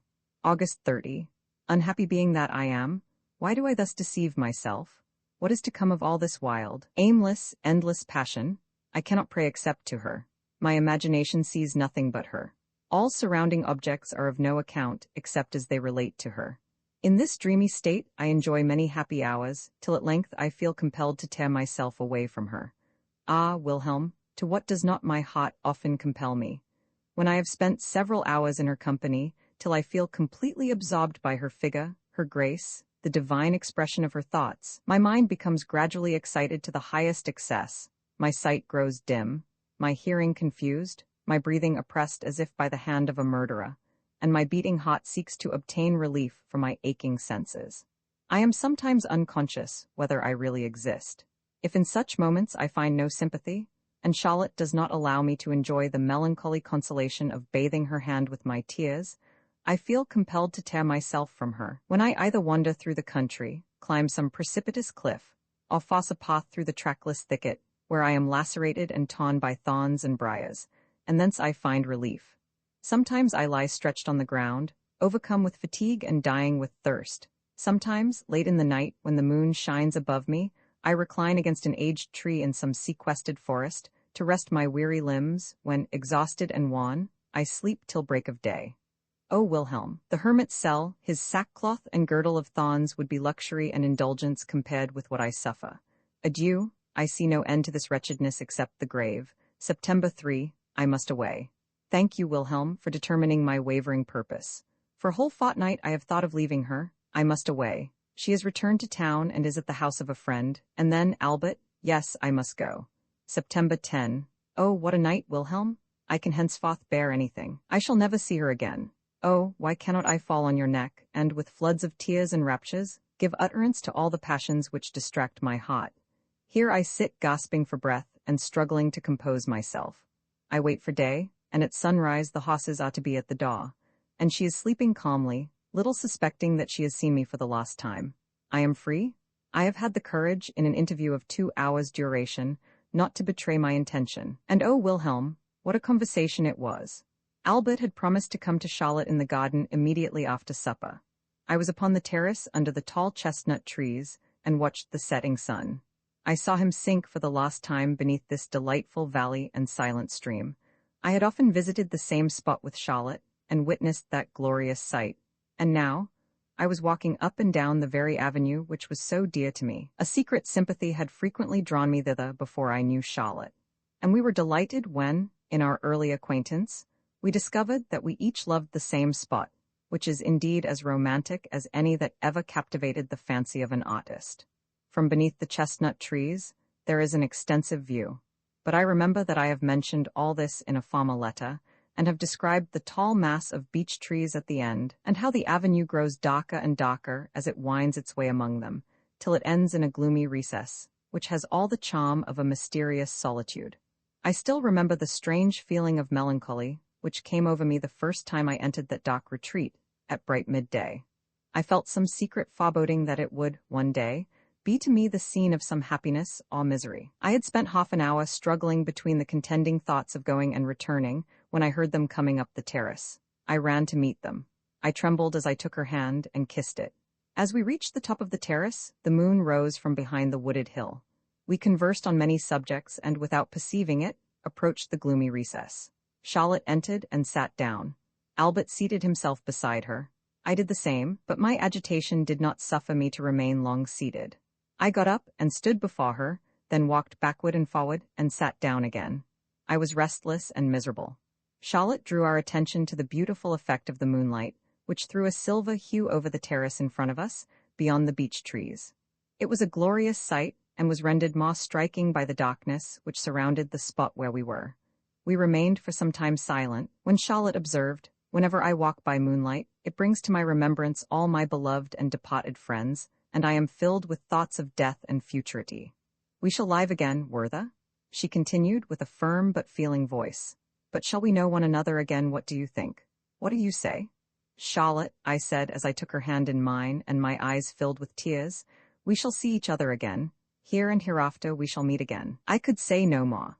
Why, Wilhelm, should she put this question to me, just at the moment when the fear of our cruel separation filled my heart? And oh, do those departed ones know how we are employed here? Do they know when we are well and happy? Do they know when we recall their memories with the fondest love? In the silent hour of evening the shade of my mother hovers around me. When seated in the midst of my children, I see them assembled near me, as they used to assemble near her. And then I raise my anxious eyes to heaven, and wish she could look down upon us, and witness how I fulfill the promise I made to her in her last moments, to be a mother to her children. With what emotion do I then exclaim, "Pardon, dearest of mothers, pardon me, if I do not adequately supply your place? Alas, I do my utmost. They are clothed and fed, and still better, they are loved and educated. Could you but see, sweet saint, the peace and harmony that dwells amongst us, you would glorify God with the warmest feelings of gratitude, to whom, in your last hour, you addressed such fervent prayers for our happiness." Thus did she express herself, but oh, Wilhelm, who can do justice to her language? How can cold and passionless words convey the heavenly expressions of the spirit? Albert interrupted her gently. This affects you too deeply, my dear Charlotte. I know your soul dwells on such recollections with intense delight, but I implore— Oh, Albert, she continued, I am sure you do not forget the evenings when we three used to sit at the little round table, when Papa was absent and the little ones had retired. You often had a good book with you, but seldom read it. The conversation of that noble being was preferable to everything, that beautiful, bright, gentle, and yet ever-toiling woman. God alone knows how I have supplicated with tears on my nightly couch that I might be like her. I threw myself at her feet and, seizing her hand, bedewed it with 1,000 tears. Charlotte, I exclaimed, God's blessing and your mother's spirit are upon you. Oh, that you had known her, she said, with a warm pressure of the hand. She was worthy of being known to you. I thought I should have fainted. Never had I received praise so flattering, she continued, and yet she was doomed to die in the flower of her youth, when her youngest child was scarcely 6 months old. Her illness was but short, but she was calm and resigned, and it was only for her children, especially the youngest, that she felt unhappy. When her end drew nigh, she bade me bring them to her. I obeyed. The younger ones knew nothing of their approaching loss, while the elder ones were quite overcome with grief. They stood around the bed, and she raised her feeble hands to heaven and prayed over them. Then, kissing them in turn, she dismissed them and said to me, Be you a mother to them. I gave her my hand. You are promising much, my child, she said, a mother's fondness and a mother's care. I have often witnessed, by your tears of gratitude, that you know what is a mother's tenderness. Show it to your brothers and sisters, and be dutiful and faithful to your father as a wife. You will be his comfort. She inquired for him. He had retired to conceal his intolerable anguish. He was heartbroken. Albert, you were in the room. She heard someone moving. She inquired who it was, and desired you to approach. She surveyed us both with a look of composure and satisfaction, expressive of her conviction that we should be happy with one another. Albert fell upon her neck and kissed her and exclaimed, We are so, and we shall be so. Even Albert, generally so tranquil, had quite lost his composure, and I was excited beyond expression. And such a being, she continued, was to leave us, Werther? Great God, must we thus part with everything we hold dear in this world? Nobody felt this more acutely than the children. They cried and lamented for a long time afterward, complaining that men had carried away their dear mamma. Charlotte rose. It aroused me, but I continued sitting and held her hand. Let us go, she said. It grows late. She attempted to withdraw her hand. I held it still. We shall see each other again, I exclaimed. We shall recognize each other under every possible change. I am going, I continued, going willingly, but should I say forever, perhaps I may not keep my word. Adieu, Charlotte, adieu, Albert, we shall meet again. Yes, tomorrow, I think, she answered with a smile. Tomorrow, how I felt the word. Ah, she little thought, when she drew her hand away from mine. They walked down the avenue. I stood gazing after them in the moonlight. I threw myself upon the ground and wept.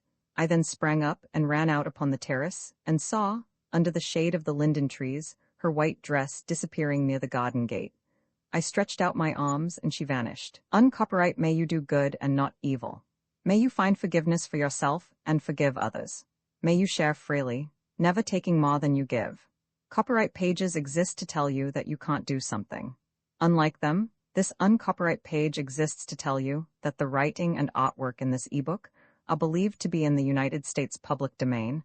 That is, they are believed to be free of copyright restrictions in the United States. The United States public domain represents our collective cultural heritage, and items in it are free for anyone in the United States to do almost anything at all with, without having to get permission. Copyright laws are different all over the world, and the source text or artwork in this ebook may still be copyrighted in other countries. If you're not located in the United States, you must check your local laws before using this ebook. Standard ebooks makes no representations regarding the copyright status of the source text or artwork in this ebook in any country other than the United States. Non-authorship, activities performed on items that are in the public domain, so-called sweat of the brow, work, Don't create a new copyright. That means that nobody can claim a new copyright on an item that is in the public domain for, among other things, work like digitization, markup, or typography. Regardless, the contributors to this ebook released their contributions under the terms in the CC 01.0 Universal Public Domain dedication, thus dedicating to the worldwide public domain all of the work they've done on this ebook, including but not limited to metadata, the title page, imprint, colophon, this uncopyright, and any changes or enhancements to, or markup on, the original text and artwork. This dedication doesn't change the copyright status of the source text or artwork. We make this dedication in the interest of enriching our global cultural heritage, to promote free and libre culture around the world, and to give back to the unrestricted culture that has given all of us so much. Table of Contents Landmarks, Book Roman 2, October 20. We arrived here yesterday. The ambassador is indisposed and will not go out for some days. If he were less peevish and morose, all would be well. I see but too plainly that heaven has destined me to severe trials, but courage? A light heart may bear anything. A light heart? I smile to find such a word proceeding from my pen. A little more light-heartedness would render me the happiest being under the sun. But must I despair of my talents and faculties, whilst others of far inferior abilities parade before me with the utmost self-satisfaction? Gracious Providence, to whom I owe all my powers, why didst thou not withhold some of those blessings I possess, and substitute in their place a feeling of self-confidence and contentment? But patience? All will yet be well. For I assure you, my dear friend, you were right. Since I have been obliged to associate continually with other people, and observe what they do, and how they employ themselves, I have become far better satisfied with myself. For we are so constituted by nature, that we are ever prone to compare ourselves with others, and our happiness or misery depends very much on the objects and persons around us. On this account, nothing is more dangerous than solitude. There our imagination, always disposed to rise, taking a new flight on the wings of fancy, pictures to us a chain of beings of whom we seem the most inferior. All things appear greater than they really are, and all seem superior to us. This operation of the mind is quite natural. We so continually feel our own imperfections, and fancy we perceive in others the qualities we do not possess, attributing to them also all that we enjoy ourselves, that by this process we form the idea of a perfect, happy man. A man, however, who only exists in our own imagination. But when, in spite of weakness and disappointments, we set to work in earnest and persevere steadily, we often find that, though obliged continually to tack, we make more way than others who have the assistance of wind and tide, and in truth, there can be no greater satisfaction than to keep pace with others or outstrip them in the race. November 26. I begin to find my situation here more tolerable, considering all circumstances. I find a great advantage in being much occupied, and the number of persons I meet and their different pursuits create a varied entertainment for me. I have formed the acquaintance of the Count C, and I esteem him more and more every day. He is a man of strong understanding and great discernment, but though he sees farther than other people, he is not on that account cold in his manner, but capable of inspiring and returning the warmest affection. He appeared interested in me on one occasion, when I had to transact some business with him. He perceived, at the first word, that we understood each other, and that he could converse with me in a different tone from what he used with others. I cannot sufficiently esteem his frank and open kindness to me. It is the greatest and most genuine of pleasures to observe a great mind in sympathy with our own. December 24. As I anticipated, the ambassador occasions me infinite annoyance. He is the most punctilious blockhead under heaven. He does everything step by step, with the trifling minuteness of an old woman, and he is a man whom it is impossible to please, because he is never pleased with himself. I like to do business regularly and cheerfully, and when it is finished, to leave it.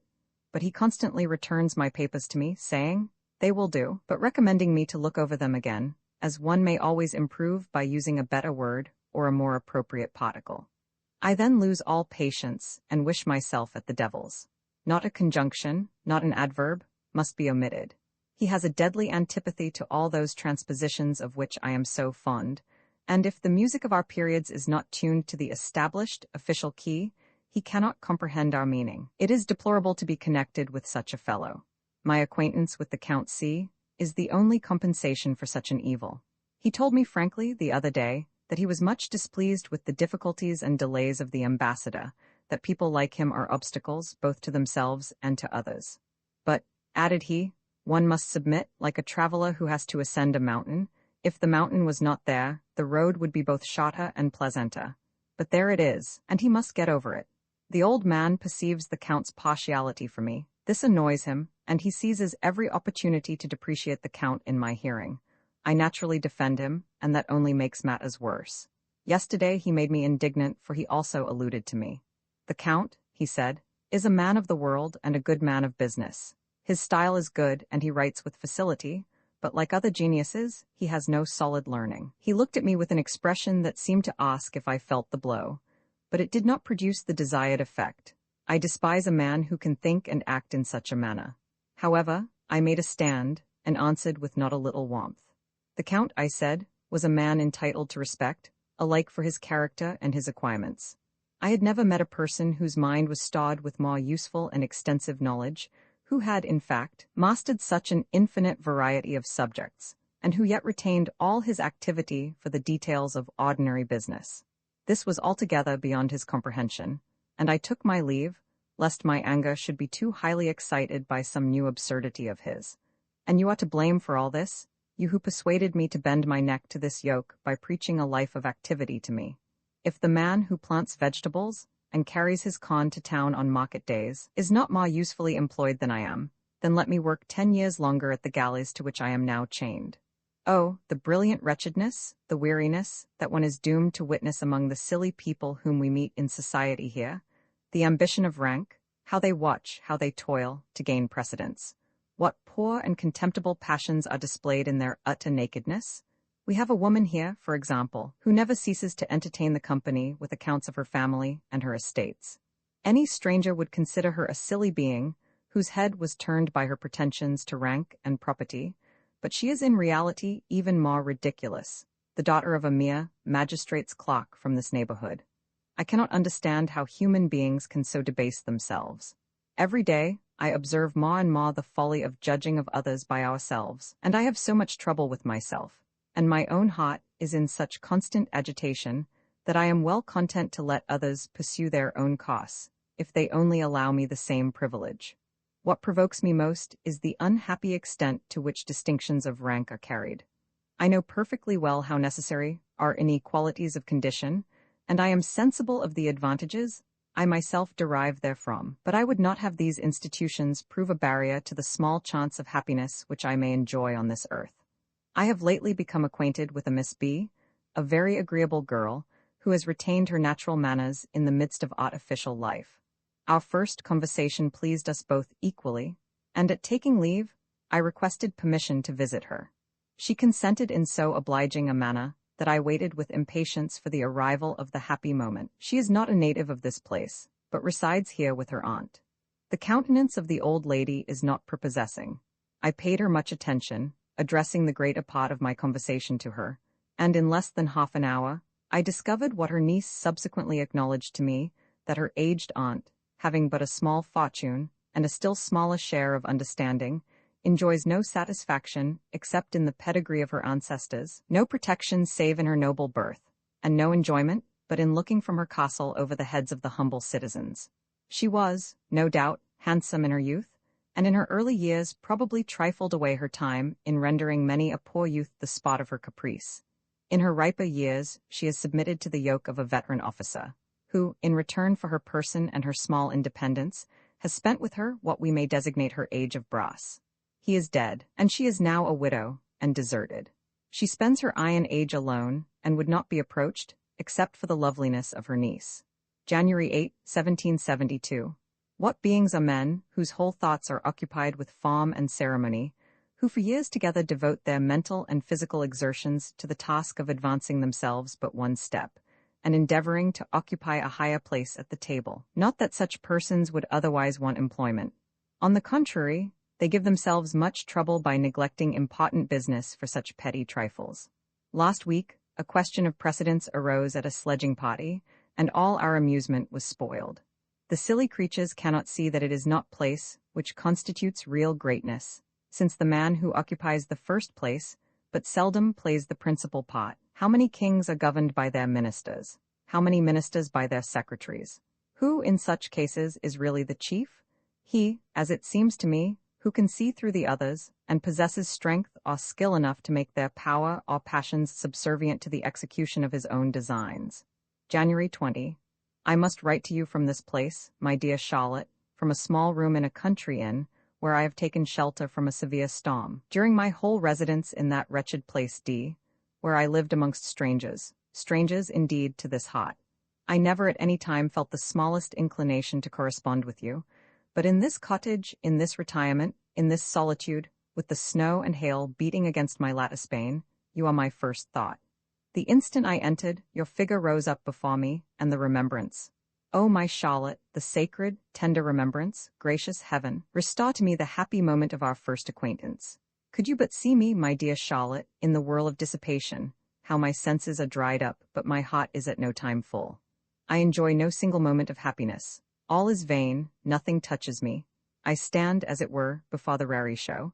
I see the little puppets move, and I ask whether it is not an optical illusion.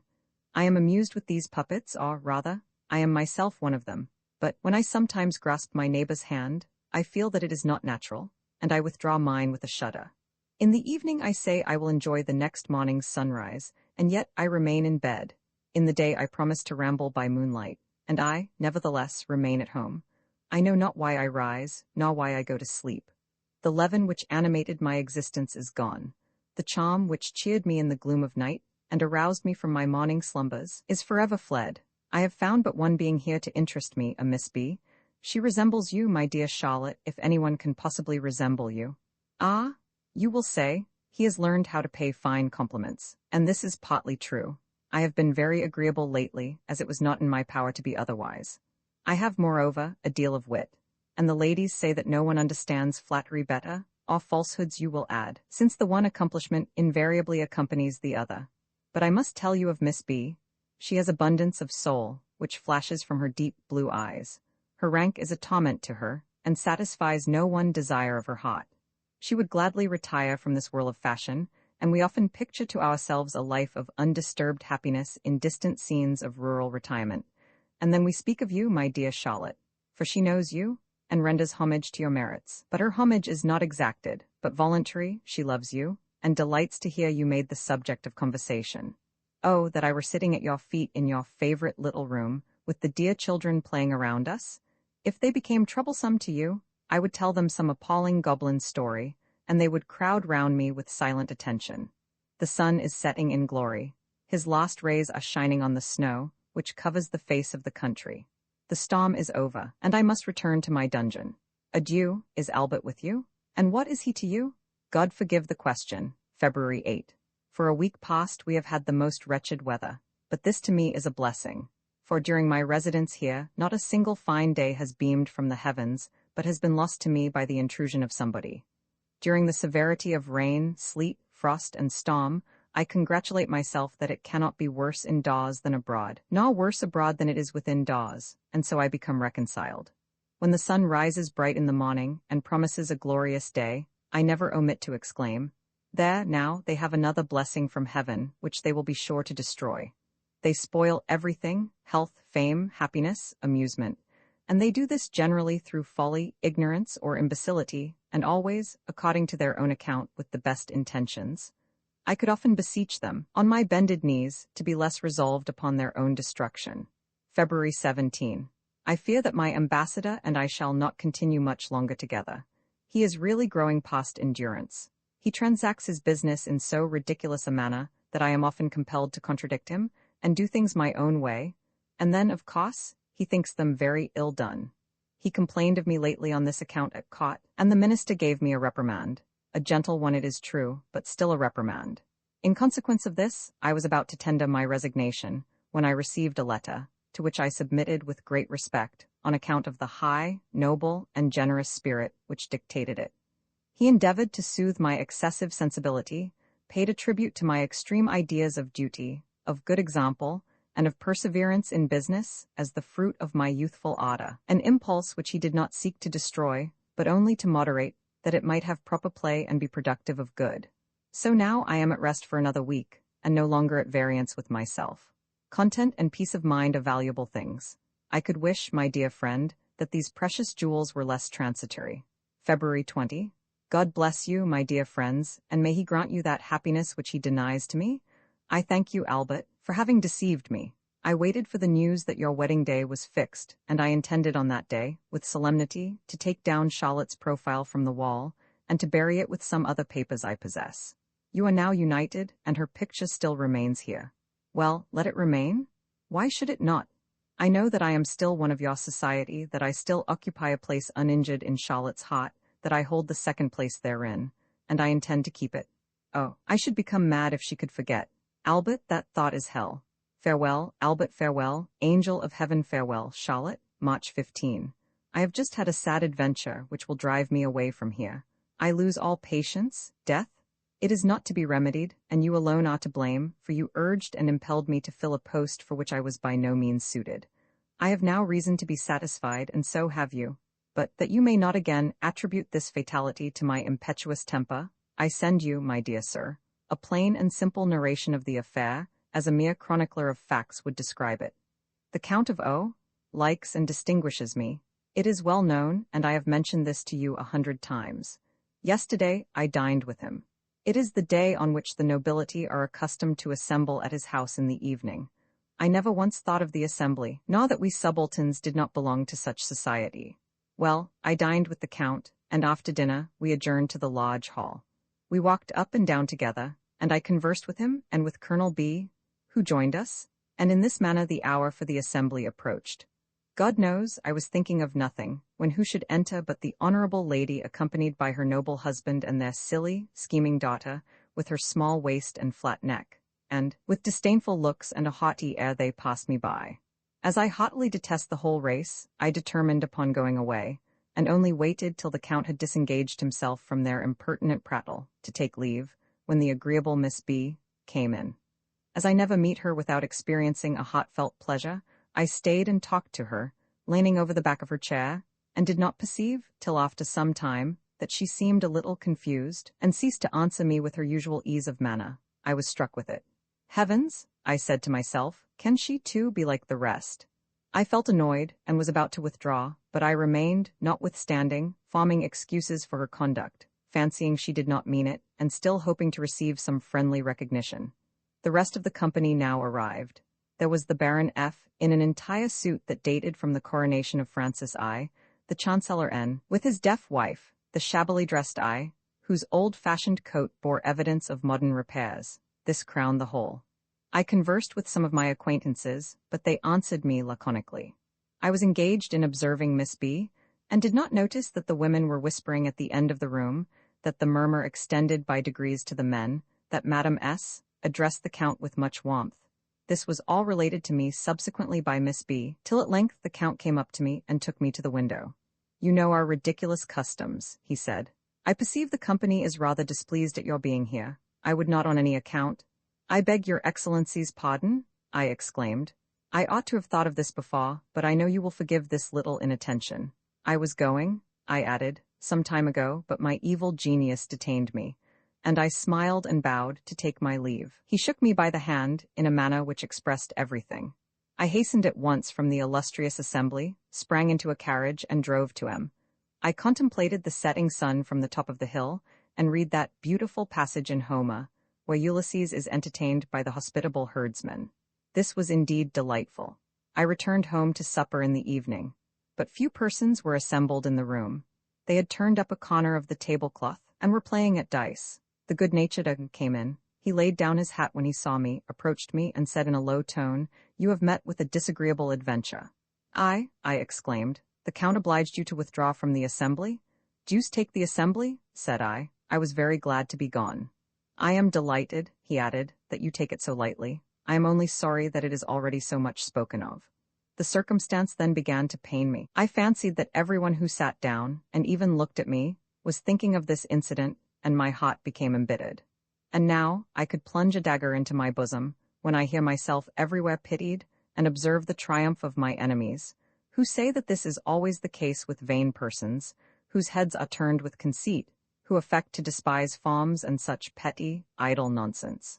Say what you will of fortitude, but show me the man who can patiently endure the laughter of fools when they have obtained an advantage over him. 'Tis only when their nonsense is without foundation that one can suffer it without complaint. March 16. Everything conspires against me. I met Miss B, walking today. I could not help joining her, and when we were at a little distance from her companions, I expressed my sense of her altered manner toward me. "Oh, Werther," she said, in a tone of emotion, "you, who know my heart, how could you so ill interpret my distress? What did I not suffer for you, from the moment you entered the room? I foresaw it all, 100 times was I on the point of mentioning it to you. I knew that the S and T with their husbands would quit the room, rather than remain in your company. I knew that the Count would not break with them, and now so much is said about it." "How?" I exclaimed, and endeavored to conceal my emotion, for all that Adeline had mentioned to me yesterday recurred to me painfully at that moment. "Oh, how much it has already cost me," said this amiable girl, while her eyes filled with tears. I could scarcely contain myself, and was ready to throw myself at her feet. "Explain yourself?" I cried. Tears flowed down her cheeks. I became quite frantic. She wiped them away, without attempting to conceal them.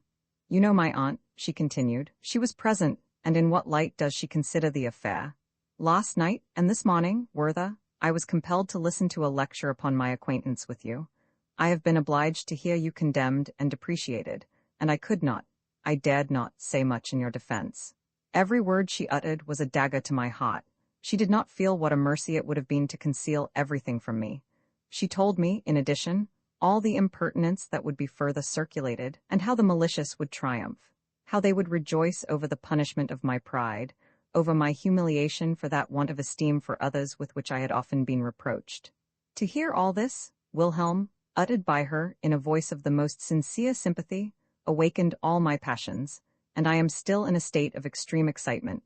I wish I could find a man to jeer me about this event. I would sacrifice him to my resentment. The sight of his blood might possibly be a relief to my fury. 100 times have I seized a dagger to give ease to this oppressed heart. Naturalists tell of a noble race of horses that instinctively open a vein with their teeth when heated and exhausted by a long course, in order to breathe more freely. I am often tempted to open a vein to procure for myself everlasting liberty. March 24. I have tendered my resignation to the court. I hope it will be accepted, and you will forgive me for not having previously consulted you. It is necessary I should leave this place. I know all you will urge me to stay, and therefore I beg you will soften this news to my mother. I am unable to do anything for myself. How, then, should I be competent to assist others? It will afflict her that I should have interrupted that career which would have made me first a privy councillor and then minister, and that I should look behind me, in place of advancing. Argue as you will, combine all the reasons which should have induced me to remain, I am going. That is sufficient. But that you may not be ignorant of my destination, I may mention that the Prince of I is here. He is much pleased with my company, and having heard of my intention to resign, he has invited me to his country house to pass the spring months with him. I shall be left completely my own master, and as we agree on all subjects but one, I shall try my fortune and accompany him. April 19. Thanks for both your letters.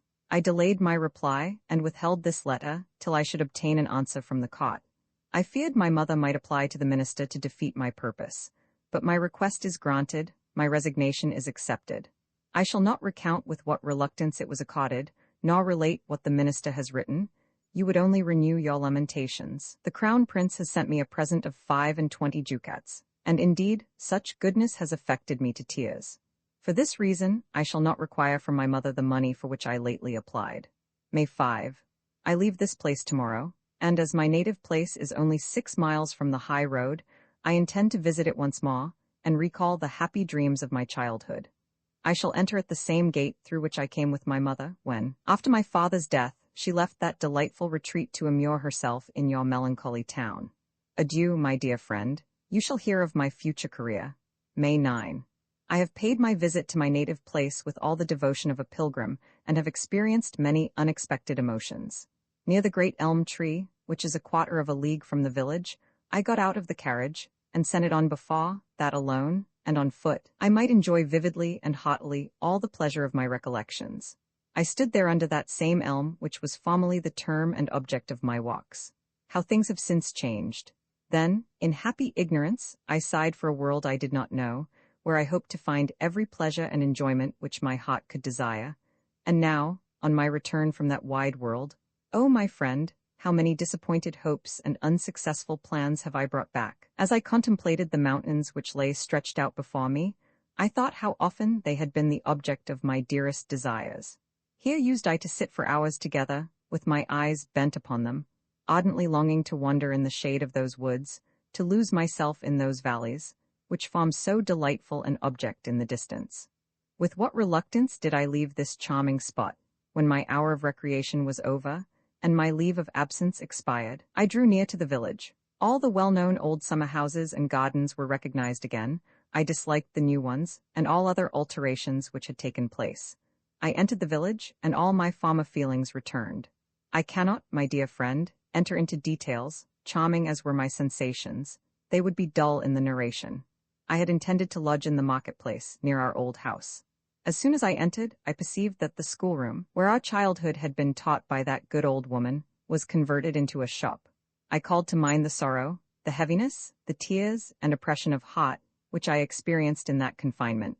Every step produced some particular impression. A pilgrim in the Holy Land does not meet so many spots pregnant with tender recollections, and his soul is hardly moved with greater devotion. One incident will serve for illustration. I followed the course of a stream to a farm, formerly a delightful walk of mine, and paused at the spot where, when boys, we used to amuse ourselves making ducks and drakes upon the water.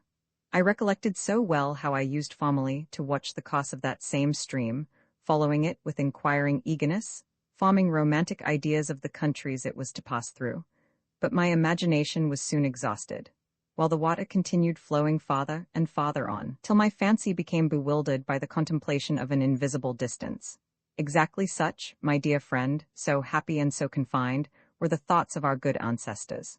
Their feelings and their poetry were fresh as childhood, and when Ulysses talks of the immeasurable sea and boundless earth, his epithets are true, natural, deeply felt, and mysterious.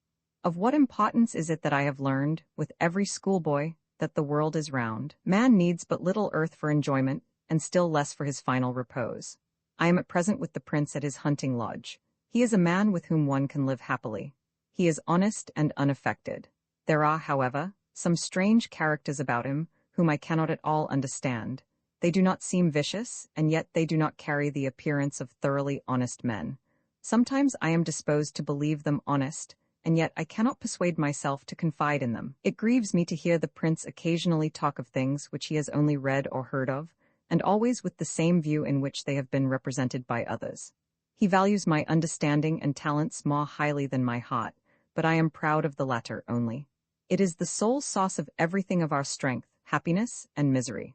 All the knowledge I possess everyone else can acquire, but my heart is exclusively my own. May 25. I have had a plan in my head of which I did not intend to speak to you until it was accomplished.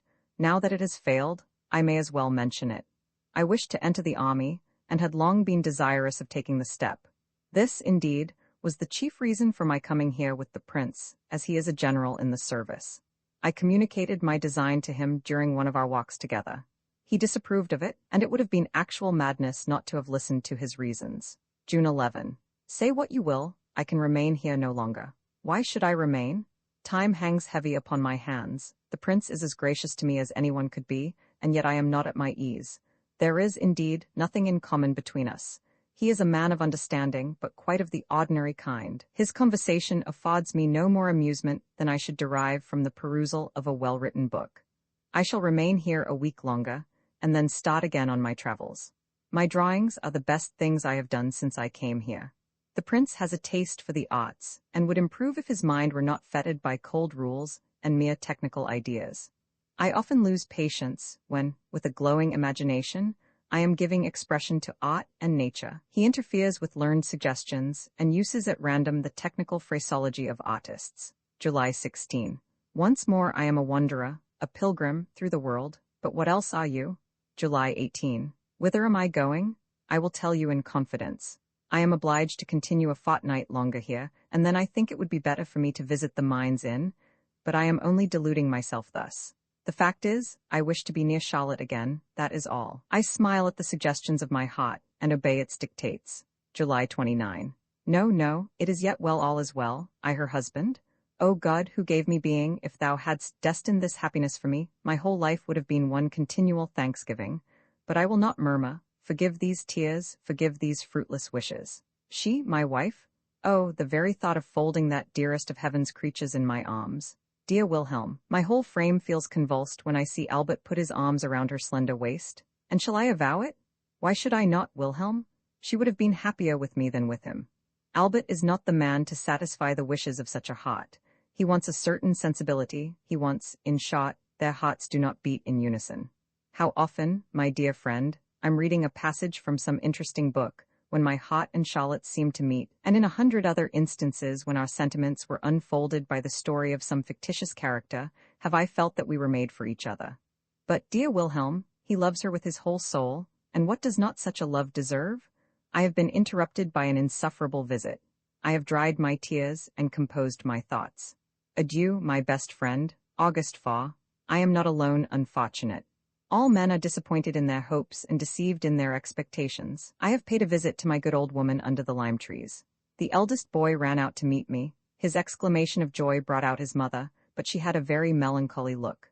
Her first word was, "Alas, dear sir, my little John is dead." He was the youngest of her children. I was silent. And my husband has returned from Switzerland without any money, and if some kind people had not assisted him, he must have begged his way home. He was taken ill with fever on his journey. I could answer nothing, but made the little one a present. She invited me to take some fruit. I complied, and left the place with a sorrowful heart. August 21. My sensations are constantly changing. Sometimes a happy prospect opens before me, but alas, it is only for a moment, and then, when I am lost in reverie, I cannot help saying to myself, if Albert were to die? Yes, she would become, and I should be. And so I pursue a chimera, till it leads me to the edge of a precipice at which I shudder. When I pass through the same gate, and walk along the same road which first conducted me to Charlotte, my heart sinks within me at the change that has since taken place. All is altered. No sentiment, no pulsation of my heart is the same. My sensations are such as would occur to some departed prince whose spirit should return to visit the superb palace which he had built in happy times, adorned with costly magnificence, and left to a beloved son, but whose glory he should find departed, and its halls deserted and in ruins. September 3. I sometimes cannot understand how she can love another, how she dares love another, when I love nothing in this world so completely, so devotedly, as I love her, when I know only her, and have no other possession. September 4. It is even so. As nature puts on her autumn tints, it becomes autumn with me and around me. My leaves are sere and yellow, and the neighboring trees are divested of their foliage. Do you remember my writing to you about a peasant boy shortly after my arrival here? I have just made inquiries about him in Walheim. They say he has been dismissed from his service, and is now avoided by everyone. I met him yesterday on the road, going to a neighboring village. I spoke to him, and he told me his story. It interested me exceedingly, as you will easily understand when I repeat it to you. But why should I trouble you? Why should I not reserve all my sorrow for myself? Why should I continue to give you occasion to pity and blame me? But no matter, this also is part of my destiny. At first the peasant lad answered my inquiries with a sort of subdued melancholy, which seemed to me the mark of a timid disposition. But as we grew to understand each other, he spoke with less reserve, and openly confessed his faults and lamented his misfortune. I wish, my dear friend, I could give proper expression to his language. He told me with a sort of pleasurable recollection that, after my departure, his passion for his mistress increased daily, until at last he neither knew what he did nor what he said, nor what was to become of him. He could neither eat nor drink nor sleep. He felt a sense of suffocation. He disobeyed all orders and forgot all commands involuntarily. He seemed as if pursued by an evil spirit, till one day, knowing that his mistress had gone to an upper chamber, he had followed, or rather, been drawn after her. As she proved deaf to his entreaties, he had recourse to violence. He knows not what happened, but he called God to witness that his intentions to her were honorable, and that he desired nothing more sincerely than that they should marry, and pass their lives together. When he had come to this point, he began to hesitate, as if there was something which he had not courage to utter, till at length he acknowledged with some confusion certain little confidences she had encouraged, and liberties she had allowed. He broke off 2 or 3 times in his narration, and assured me most earnestly that he had no wish to make her bad, as he termed it, for he loved her still as sincerely as ever, that the tale had never before escaped his lips, and was only now told to convince me that he was not utterly lost and abandoned. And here, my dear friend, I must commence the old song which you know I utter eternally. If I could only represent the man as he stood, and stands now before me, could I only give his true expressions, you would feel compelled to sympathize in his fate. But enough.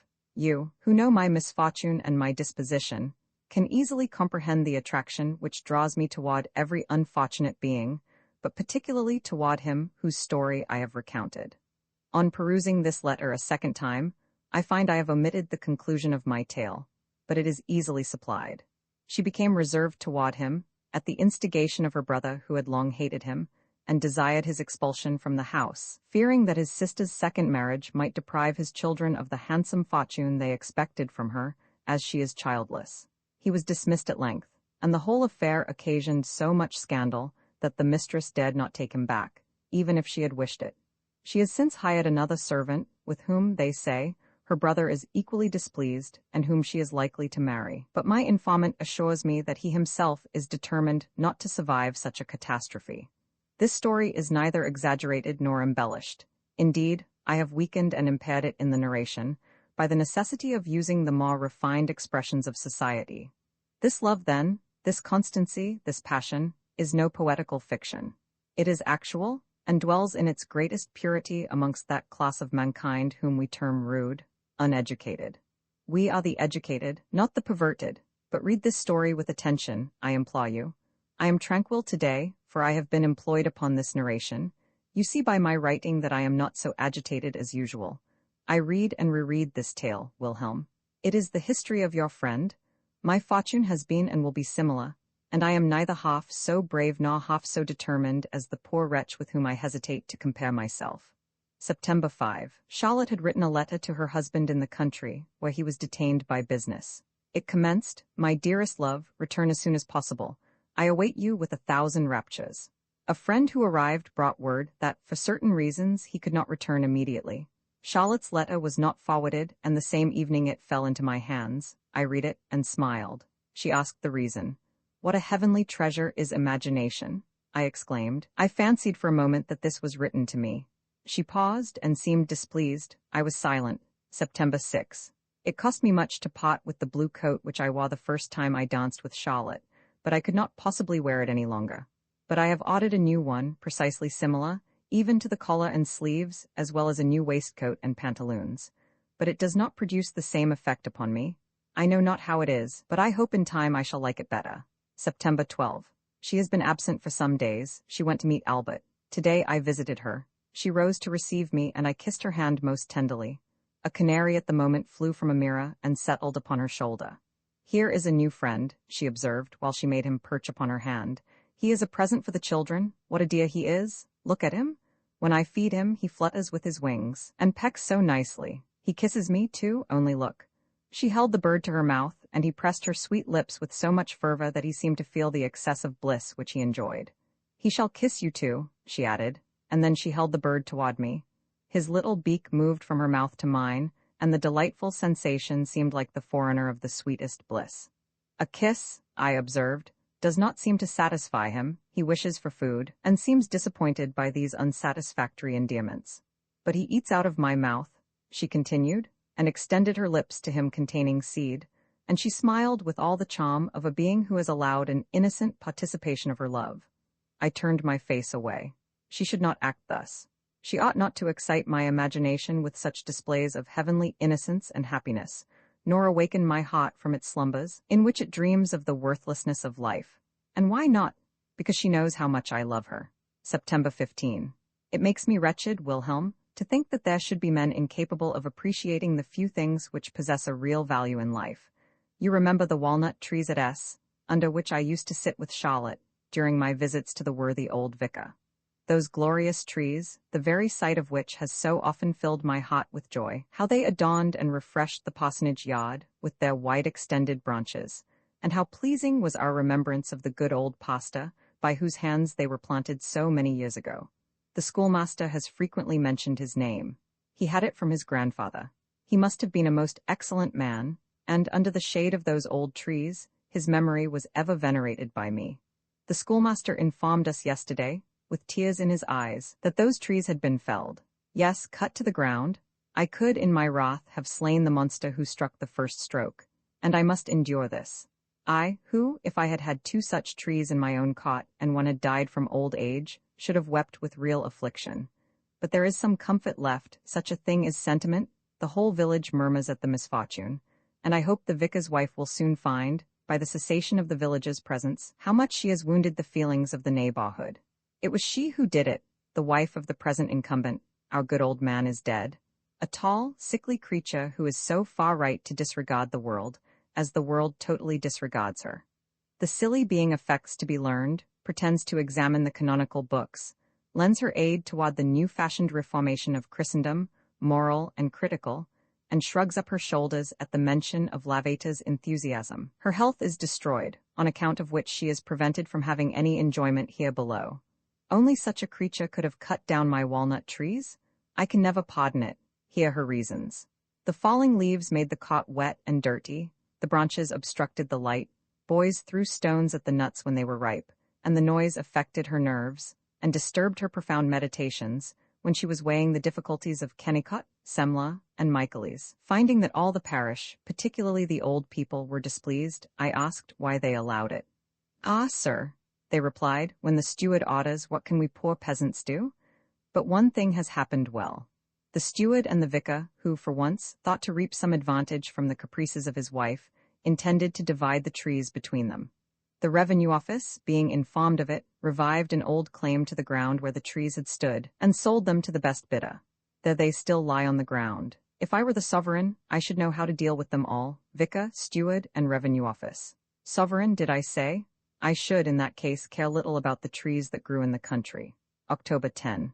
Only to gaze upon her dark eyes is to me a source of happiness, and what grieves me is that Albert does not seem so happy as he hoped to be, as I should have been, if I am no friend to these pauses, but here I cannot express it otherwise, and probably I am explicit enough. October 12. Ossian has superseded Homer in my heart. To what a world does the illustrious bard carry me? To wander over pathless wilds, surrounded by impetuous whirlwinds, where, by the feeble light of the moon, we see the spirits of our ancestors. To hear from the mountain tops, mid the roar of torrents, their plaintive sounds issuing from deep caverns, and the sorrowful lamentations of a maiden who sighs and expires on the mossy tomb of the warrior by whom she was adored. I meet this bard with silver hair. He wanders in the valley. He seeks the footsteps of his fathers, and, alas, he finds only their tombs. Then, contemplating the pale moon, as she sinks beneath the waves of the rolling sea, the memory of bygone days strikes the mind of the hero, days when approaching danger invigorated the brave, and the moon shone upon his back laden with spoils, and returning in triumph. When I read in his countenance deep sorrow, when I see his dying glory sink exhausted into the grave, as he inhales new and hot thrilling delight from his approaching union with his beloved, and he casts a look on the cold earth and the tall grass which is so soon to cover him, and then exclaims, "The traveler will come. He will come who has seen my beauty, and he will ask, where is the bard? Where is the illustrious son of Fingal? He will walk over my tomb and will seek me in vain. Then, O my friend, I could instantly, like a true and noble knight, draw my sword, and deliver my prince from the long and painful languor of a living death, and dismiss my own soul to follow the demigod whom my hand had set free." October 19. Alas, the void, the fearful void which I feel in my bosom? Sometimes I think if I could only once, but once, press her to my heart, this dreadful void would be filled. October 26. Yes, I feel certain, Wilhelm, and every day I become more certain, that the existence of any being whatever is of very little consequence. A friend of Charlotte's called to see her just now. I withdrew into a neighboring apartment and took up a book, but finding I could not read, I sat down to write. I heard them converse in an undertone, they spoke upon indifferent topics, and retailed the news of the town. One was going to be married. Another was ill, very ill. She had a dry cough. Her face was growing thinner daily, and she had occasional fits. "N is very unwell too," said Charlotte. "His limbs begin to swell already," answered the other, and my lively imagination carried me at once to the beds of the infirm. There I see them struggling against death, with all the agonies of pain and horror, and these women, Wilhelm, talk of all this with as much indifference as one would mention the death of a stranger. And when I look around the apartment where I now am, when I see Charlotte's apparel lying before me, and Albert's writings, and all those articles of furniture which are so familiar to me, even to the very inkstand which I am using, when I think what I am to this family, everything. My friends esteem me, I often contribute to their happiness, and my heart seems as if it could not beat without them. And yet, if I were to die, if I were to be summoned from the midst of this circle, would they feel? Or how long would they feel the void which my loss would make in their existence? How long? Yes, such is the frailty of man that even there, where he has the greatest consciousness of his own being, where he makes the strongest and most forcible impression, even in the memory, in the heart of his beloved, there also he must perish, vanish, and that quickly. October 27. I could tear open my bosom with vexation to think how little we are capable of influencing the feelings of each other. No one can communicate to me those sensations of love, joy, rapture, and delight which I do not naturally possess. And though my heart may glow with the most lively affection, I cannot make the happiness of one in whom the same warmth is not inherent. October 27, evening. I possess so much, but my love for her absorbs it all. I possess so much, but without her, I have nothing. October 30. 100 times have I been on the point of embracing her. Heavens, what a torment it is to see so much loveliness passing and repassing before us, and yet not dare to lay hold of it. And laying hold is the most natural of human instincts. Do not children touch everything they see? And I, November 3, witness, heaven, how often I lie down in my bed with a wish, and even a hope, that I may never awaken again. And in the morning, when I open my eyes, I behold the sun once more, and am wretched. If I were whimsical, I might blame the weather, or an acquaintance, or some personal disappointment, for my discontented mind, and then this insupportable load of trouble would not rest entirely upon myself. But alas, I feel it too sadly. I am alone the cause of my own woe, am I not? Truly, my own bosom contains the sauce of all my sorrow, as it previously contained the sauce of all my pleasure. Am I not the same being who once enjoyed an excess of happiness, who at every step saw paradise open before him, and whose heart was ever expanded toward the whole world? And this heart is now dead, no sentiment can revive it, my eyes are dry, and my senses, no more refreshed by the influence of soft tears, wither and consume my brain. I suffer much, for I have lost the only charm of life, that active, sacred power which created worlds around me. It is no more. When I look from my window at the distant hills, and behold the morning sun breaking through the mists, and illuminating the country around, which is still wrapped in silence, whilst the soft stream winds gently through the willows, which have shed their leaves. When glorious nature displays all her beauties before me, and her wondrous prospects are ineffectual to extract one tear of joy from my withered heart, I feel that in such a moment I stand like a reprobate before heaven, hardened, insensible, and unmoved. Oftentimes do I then bend my knee to the earth, and implore God for the blessing of tears, as the desponding laborer in some scorching climate prays for the dews of heaven to moisten his parched corn. But I feel that God does not grant sunshine or rain to our importunate entreaties. And oh, those bygone days, whose memory now torments me? Why were they so fortunate? Because I then waited with patience for the blessings of the Eternal, and received his gifts with the grateful feelings of a thankful heart.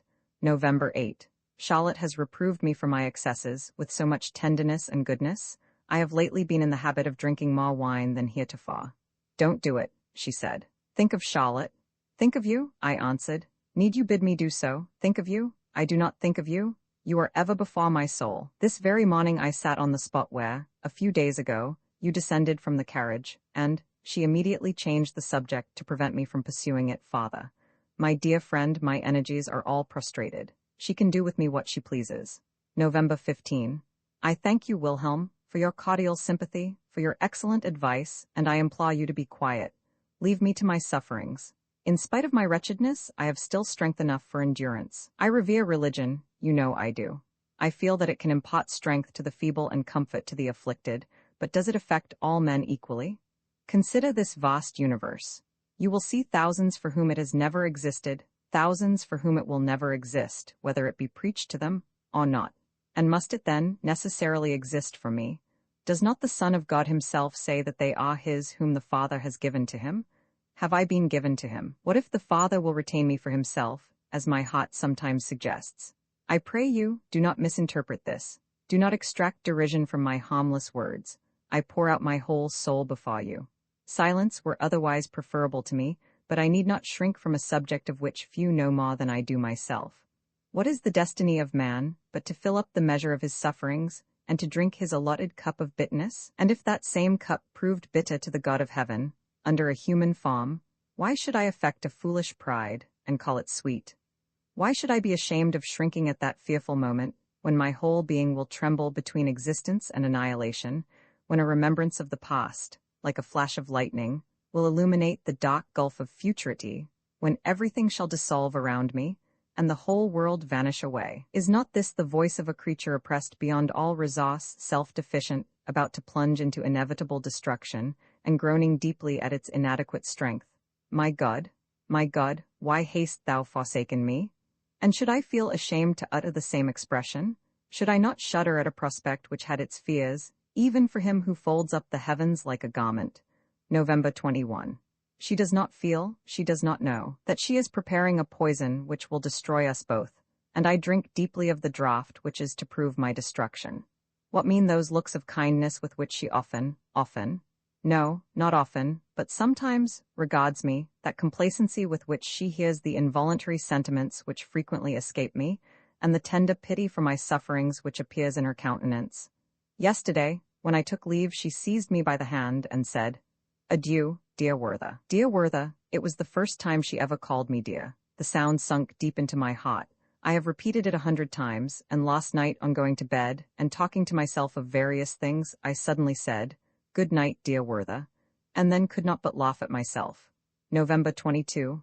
I cannot pray, leave her to me, and yet she often seems to belong to me. I cannot pray, give her to me, for she is another's. In this way I affect mirth over my troubles, and if I had time, I could compose a whole litany of antitheses. November 24. She is sensible of my sufferings. This morning her look pierced my very soul. I found her alone, and she was silent. She steadfastly surveyed me. I no longer saw in her face the charms of beauty or the fire of genius. These had disappeared, but I was affected by an expression much more touching, a look of the deepest sympathy and of the softest pity. Why was I afraid to throw myself at her feet? Why did I not dare to take her in my arms and answer her by 1,000 kisses? She had recourse to her piano for relief, and in a low and sweet voice accompanied the music with delicious sounds. Her lips never appeared so lovely. They seemed but just to open, that they might imbibe the sweet tones which issued from the instrument and return the heavenly vibration from her lovely mouth. Oh, who can express my sensations? I was quite overcome, and, bending down, pronounced this vow. Beautiful lips which the angels guard, never will I seek to profane your purity with a kiss. And yet, my friend, oh, I wish, but my heart is darkened by doubt and indecision, could I but taste felicity, and then die to expiate the sin? What sin? November 26. Oftentimes I say to myself, "Thou alone art wretched. All other mortals are happy, none are distressed like thee." Then I read a passage in an ancient poet, and I seem to understand my own heart. I have so much to endure. Have men before me ever been so wretched? November 30. I shall never be myself again. Wherever I go, some fatality occurs to distract me. Even today, alas, for our destiny, alas for human nature. About dinner-time I went to walk by the riverside, for I had no appetite. Everything around seemed gloomy. A cold and damp easterly wind blew from the mountains, and black, heavy clouds spread over the plain. I observed at a distance a man in a tattered coat. He was wandering among the rocks and seemed to be looking for plants. When I approached, he turned round at the noise, and I saw that he had an interesting countenance in which a settled melancholy, strongly marked by benevolence, formed the principal feature. His long black hair was divided and flowed over his shoulders. As his garb betokened a person of the lower order, I thought he would not take it ill if I inquired about his business, and I therefore asked what he was seeking. He replied with a deep sigh that he was looking for flowers and could find none. "But it is not the season," I observed with a smile. "Oh, there are so many flowers," he answered, as he came nearer to me. "In my garden there are roses and honeysuckles of 2 sorts. One sort was given to me by my father. They grow as plentifully as weeds. I have been looking for them these 2 days and cannot find them. There are flowers out there, yellow, blue, and red, and that centauri has a very pretty blossom, but I can find none of them." I observed his peculiarity, and therefore asked him, with an air of indifference, what he intended to do with his flowers. A strange smile overspread his countenance. Holding his finger to his mouth, he expressed a hope that I would not betray him, and he then informed me that he had promised to gather a nosegay for his mistress. "That is right," said I. "Oh," he replied, "she possesses many other things as well. She is very rich." "And yet," I continued, "she likes your nosegays." "Oh, she has jewels and crowns," he exclaimed. I asked who she was. "If the States General would but pay me," he added, "I should be quite another man. Alas, there was a time when I was so happy, but that is past, and I am now." He raised his swimming eyes to heaven. "And you were happy once," I observed. "Ah, would I were so still," was his reply. "I was then as gay and contented as a man can be." An old woman who was coming toward us now called out, "Henry, Henry, where are you? We have been looking for you everywhere. Come to dinner." "Is he your son?" I inquired, as I went toward her. "Yes," she said. "He is my poor, unfortunate son. The Lord has sent me a heavy affliction." I asked whether he had been long in this state. She answered, "He has been as calm as he is at present for about 6 months. I thank heaven that he has so far recovered. He was for 1 whole year quite raving, and chained down in a madhouse. Now he injures no one, but talks of nothing else than kings and queens. He used to be a very good, quiet youth, and helped to maintain me. He wrote a very fine hand. But all at once he became melancholy, was seized with a violent fever, grew distracted, and is now as you see. If I were only to tell you, sir—" I interrupted her by asking what period it was in which he boasted of having been so happy. "Poor boy," she exclaimed with a smile of compassion, "he means the time when he was completely deranged, a time he never ceases to regret, when he was in the madhouse, and unconscious of everything." I was thunderstruck. I placed a piece of money in her hand and hastened away. "You were happy?" I exclaimed as I returned quickly to the town, as gay and contented as a man can be. "God of heaven, and is this the destiny of man? Is he only happy before he has acquired his reason, or after he has lost it? Unfortunate being! And yet I envy your fate.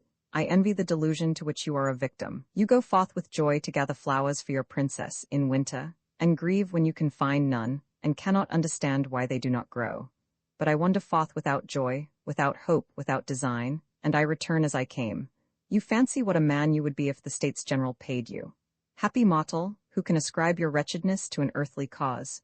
You do not know, you do not feel, that in your own distracted heart and disordered brain dwells the source of that unhappiness, which all the potentates on earth cannot relieve. Let that man die unconsoled, who can deride the invalid for undertaking a journey to distant, healthful springs, where he often finds only a heavier disease and a more painful death. Or who can exult over the despairing mind of a sinner, who, to obtain peace of conscience and an alleviation of misery, makes a pilgrimage to the Holy Sepulchre. Each laborious step which galls his wounded feet in rough and untrodden paths pours a drop of balm into his troubled soul, and the journey of many a weary day brings a nightly relief to his anguished heart. Will you dare call this enthusiasm, ye crowd of pompous declaimers? Enthusiasm? O God, thou seest my tears. Thou hast allotted us our portion of misery. Must we also have brethren to persecute us, to deprive us of our consolation, of our trust in thee, and in thy love and mercy? For our trust in the virtue of the healing root, or in the strength of the vine, what is it else than a belief in thee from whom all that surrounds us derives its healing and restoring powers? Father, whom I know not, who wert once wont to fill my soul, but who now hidest thy face from me, call me back to thee? Be silent no longer. Thy silence shall not delay a soul which thirsts after thee.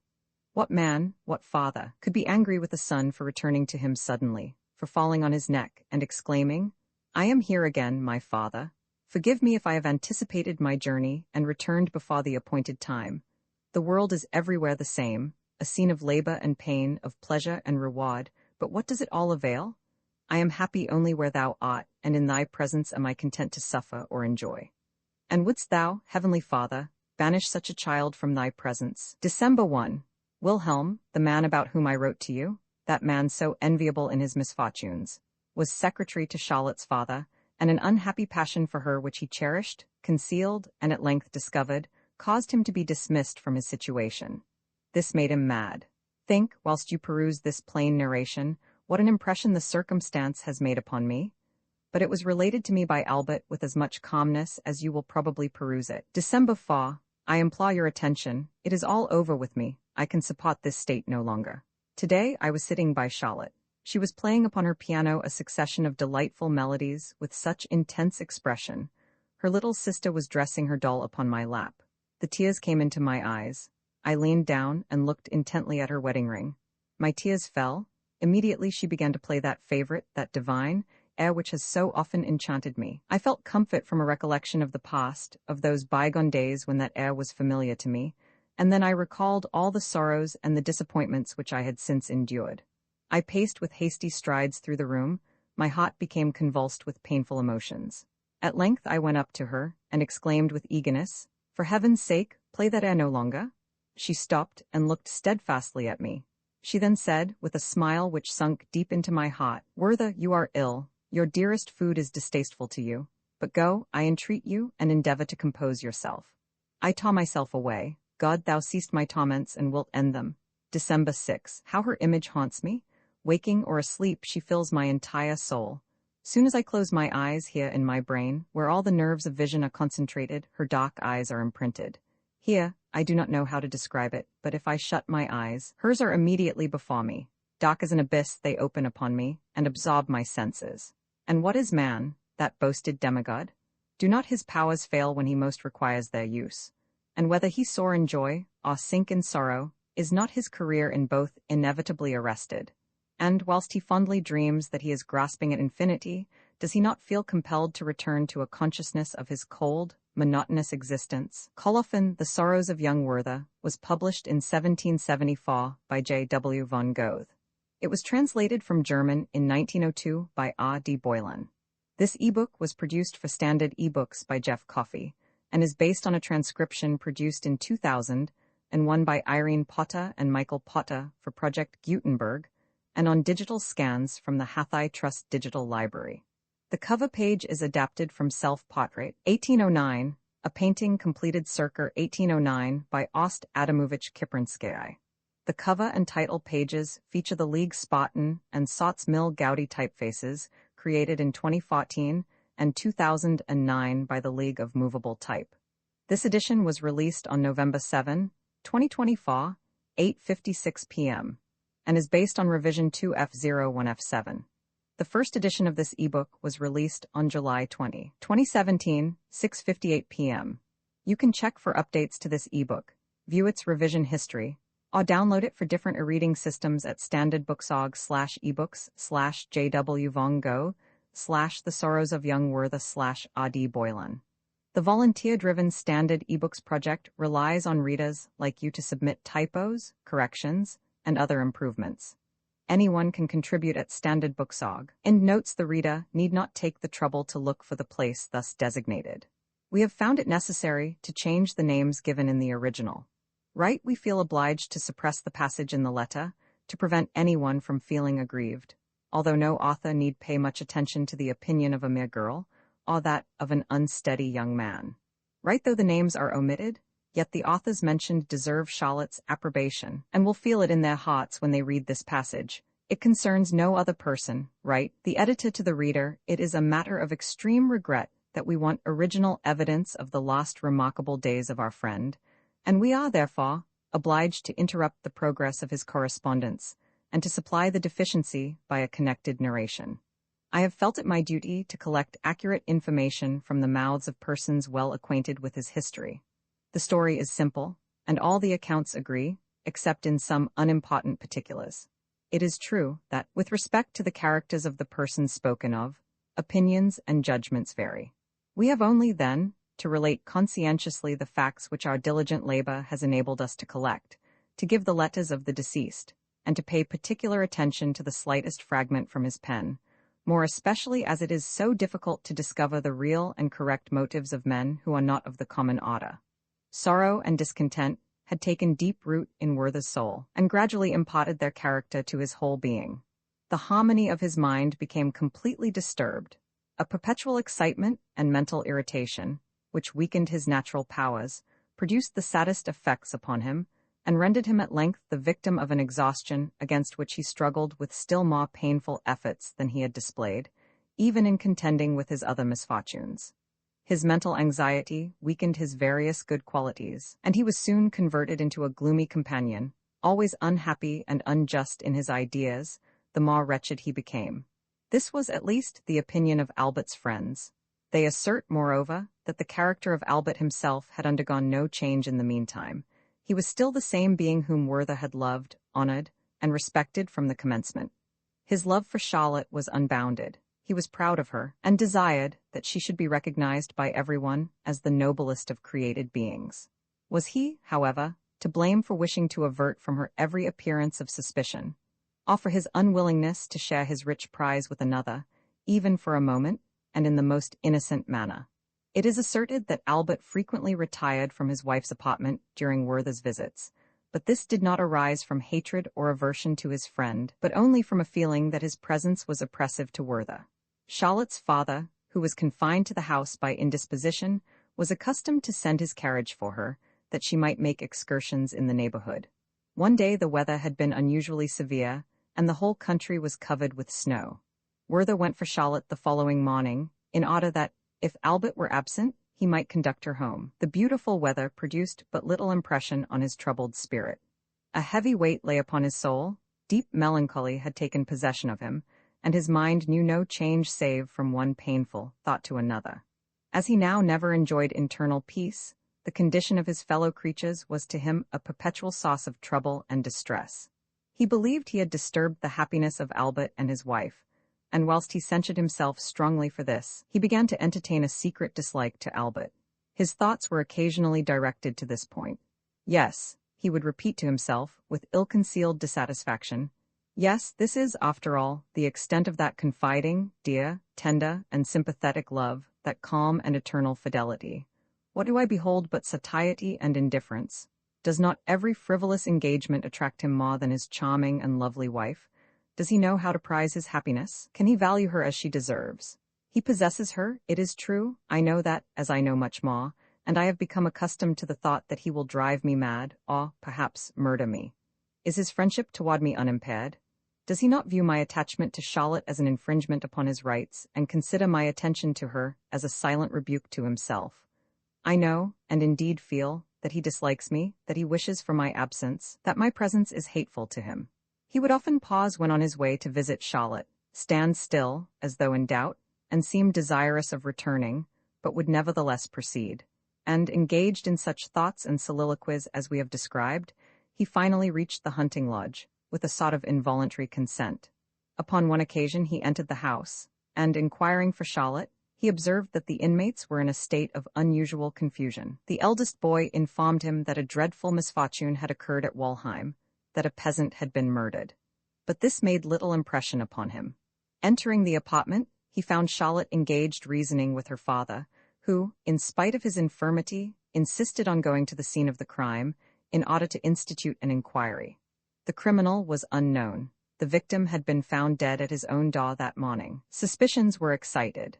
The murdered man had been in the service of a widow, and the person who had previously filled the situation had been dismissed from her employment. As soon as Werther heard this, he exclaimed with great excitement, "Is it possible? I must go to the spot. I cannot delay a moment." He hastened to Walheim. Every incident returned vividly to his remembrance, and he entertained not the slightest doubt that that man was the murderer to whom he had so often spoken, and for whom he entertained so much regard. His way took him past the well-known lime trees, to the house where the body had been carried, and his feelings were greatly excited at the sight of the fondly recollected spot. That threshold where the neighbors' children had so often played together was stained with blood.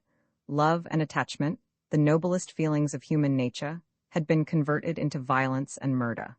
The huge trees stood there leafless and covered with hoarfrost. The beautiful hedgerows which surrounded the old churchyard wall were withered, and the gravestones, half covered with snow, were visible through the openings. As he approached the inn, in front of which the whole village was assembled, screams were suddenly heard. A troop of armed peasants was seen approaching, and everyone exclaimed that the criminal had been apprehended. Werther looked, and was not long in doubt. The prisoner was no other than the servant, who had been formerly so attached to the widow, and whom he had met prowling about with that suppressed anger and ill-concealed despair which we have before described. "What have you done, unfortunate man?" inquired Werther as he advanced toward the prisoner. The latter turned his eyes upon him in silence, and then replied with perfect composure, "No one will now marry her, and she will marry no one." The prisoner was taken into the inn, and Werther left the place. The mind of Werther was fearfully excited by this shocking occurrence. He ceased, however, to be oppressed by his usual feeling of melancholy, moroseness, and indifference to everything that passed around him. He entertained a strong degree of pity for the prisoner and was seized with an indescribable anxiety to save him from his impending fate. He considered him so unfortunate, he deemed his crime so excusable, and thought his own condition so nearly similar, that he felt convinced he could make everyone else view the matter in the light in which he saw it himself. He now became anxious to undertake his defense, and commenced composing an eloquent speech for the occasion, and on his way to the hunting lodge, he could not refrain from speaking aloud the statement which he resolved to make to the judge. Upon his arrival, he found Albert had been before him, and he was a little perplexed by this meeting, but he soon recovered himself, and expressed his opinion with much warmth to the judge. The latter shook his head doubtingly, and although Werther urged his case with the utmost zeal, feeling, and determination in defense of his client, yet, as we may easily suppose, the judge was not much influenced by his appeal. On the contrary, he interrupted him in his address, reasoned with him seriously, and even administered a rebuke to him for becoming the advocate of a murderer. He demonstrated that, according to this precedent, every law might be violated and the public security utterly destroyed.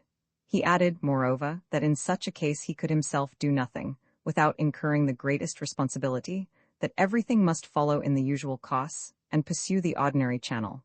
Werther, however, did not abandon his enterprise, and even besought the judge to connive at the flight of the prisoner, but this proposal was peremptorily rejected.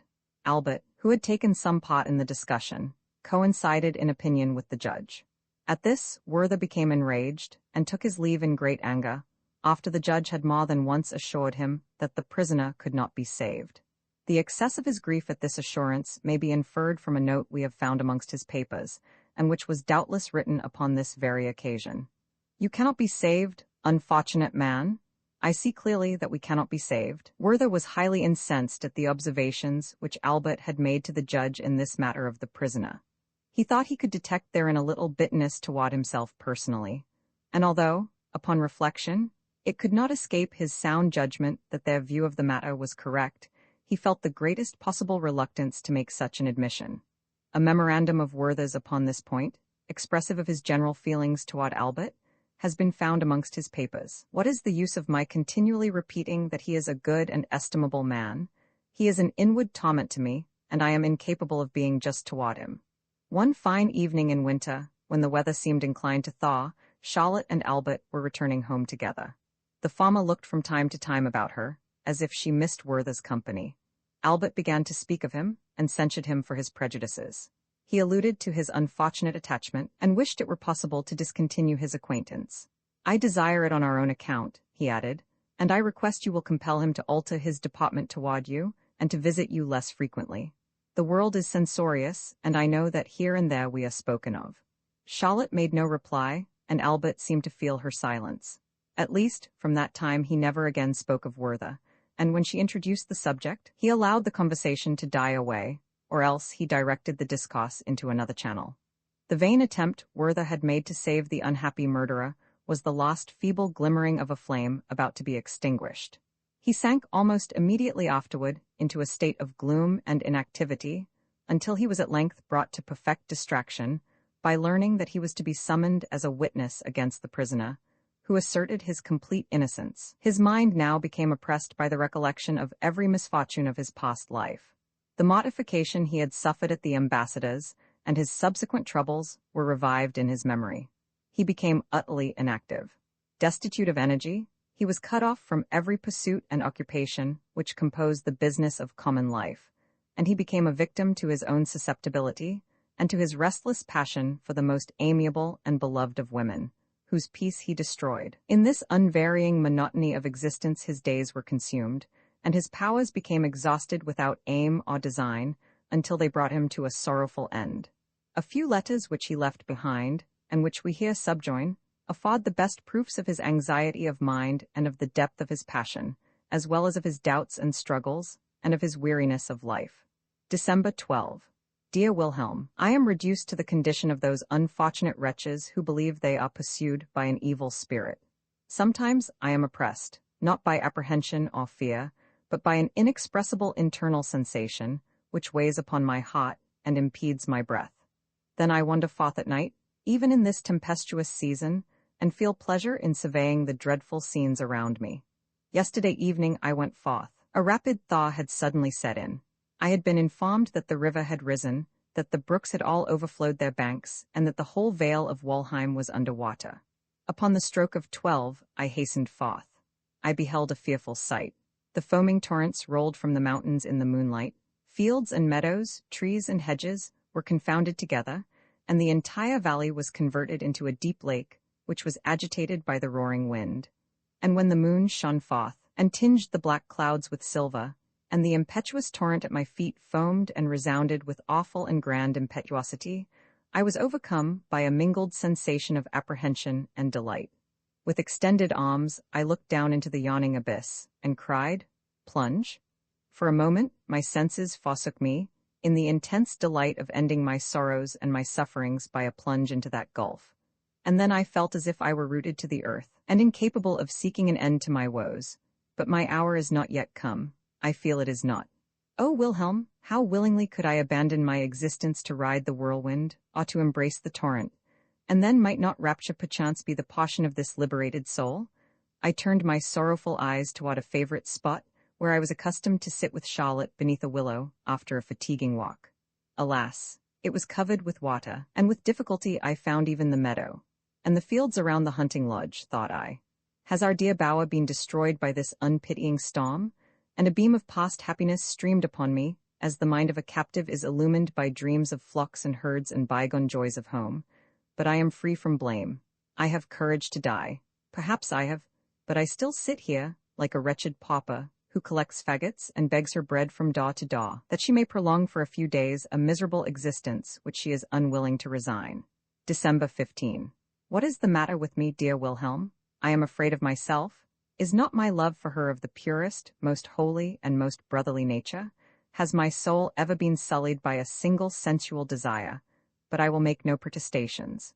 And now, ye nightly visions, how truly have those mortals understood you, who ascribe your various contradictory effects to some invincible power. This night I tremble at the avowal. I held her in my arms, locked in a close embrace. I pressed her to my bosom, and covered with countless kisses those dear lips which murmured in reply soft protestations of love. My sight became confused by the delicious intoxication of her eyes. Heavens! Is it sinful to revel again in such happiness, to recall once more those rapturous moments with intense delight? Charlotte, Charlotte, I am lost. My senses are bewildered, my recollection is confused, mine eyes are bathed in tears. I am ill, and yet I am well. I wish for nothing, I have no desires, it were better I were gone. Under the circumstances narrated above, a determination to quit this world had now taken fixed possession of Werther's soul. Since Charlotte's return, this thought had been the final object of all his hopes and wishes, but he had resolved that such a step should not be taken with precipitation, but with calmness and tranquillity, and with the most perfect deliberation. His troubles and internal struggles may be understood from the following fragment, which was found, without any date, amongst his papers, and appears to have formed the beginning of a letter to Wilhelm. Her presence, her fate, her sympathy for me, have power still to extract tears from my withered brain. One lifts up the curtain, and passes to the other side, that is all? And why all these doubts and delays? Because we know not what is behind, because there is no returning, and because our mind infers that all is darkness and confusion, where we have nothing but uncertainty. His appearance at length became quite altered by the effect of his melancholy thoughts, and his resolution was now finally and irrevocably taken, of which the following ambiguous letter, which he addressed to his friend, may appear to afford some proof. December 20. I am grateful to your love, Wilhelm, for having repeated your advice so seasonably. Yes, you are right. It is undoubtedly better that I should depart, but I do not entirely approve your scheme of returning at once to your neighborhood. At least, I should like to make a little excursion on the way, particularly as we may now expect a continued frost and consequently good roads. I am much pleased with your intention of coming to fetch me. Only delay your journey for a fortnight, and wait for another letter from me.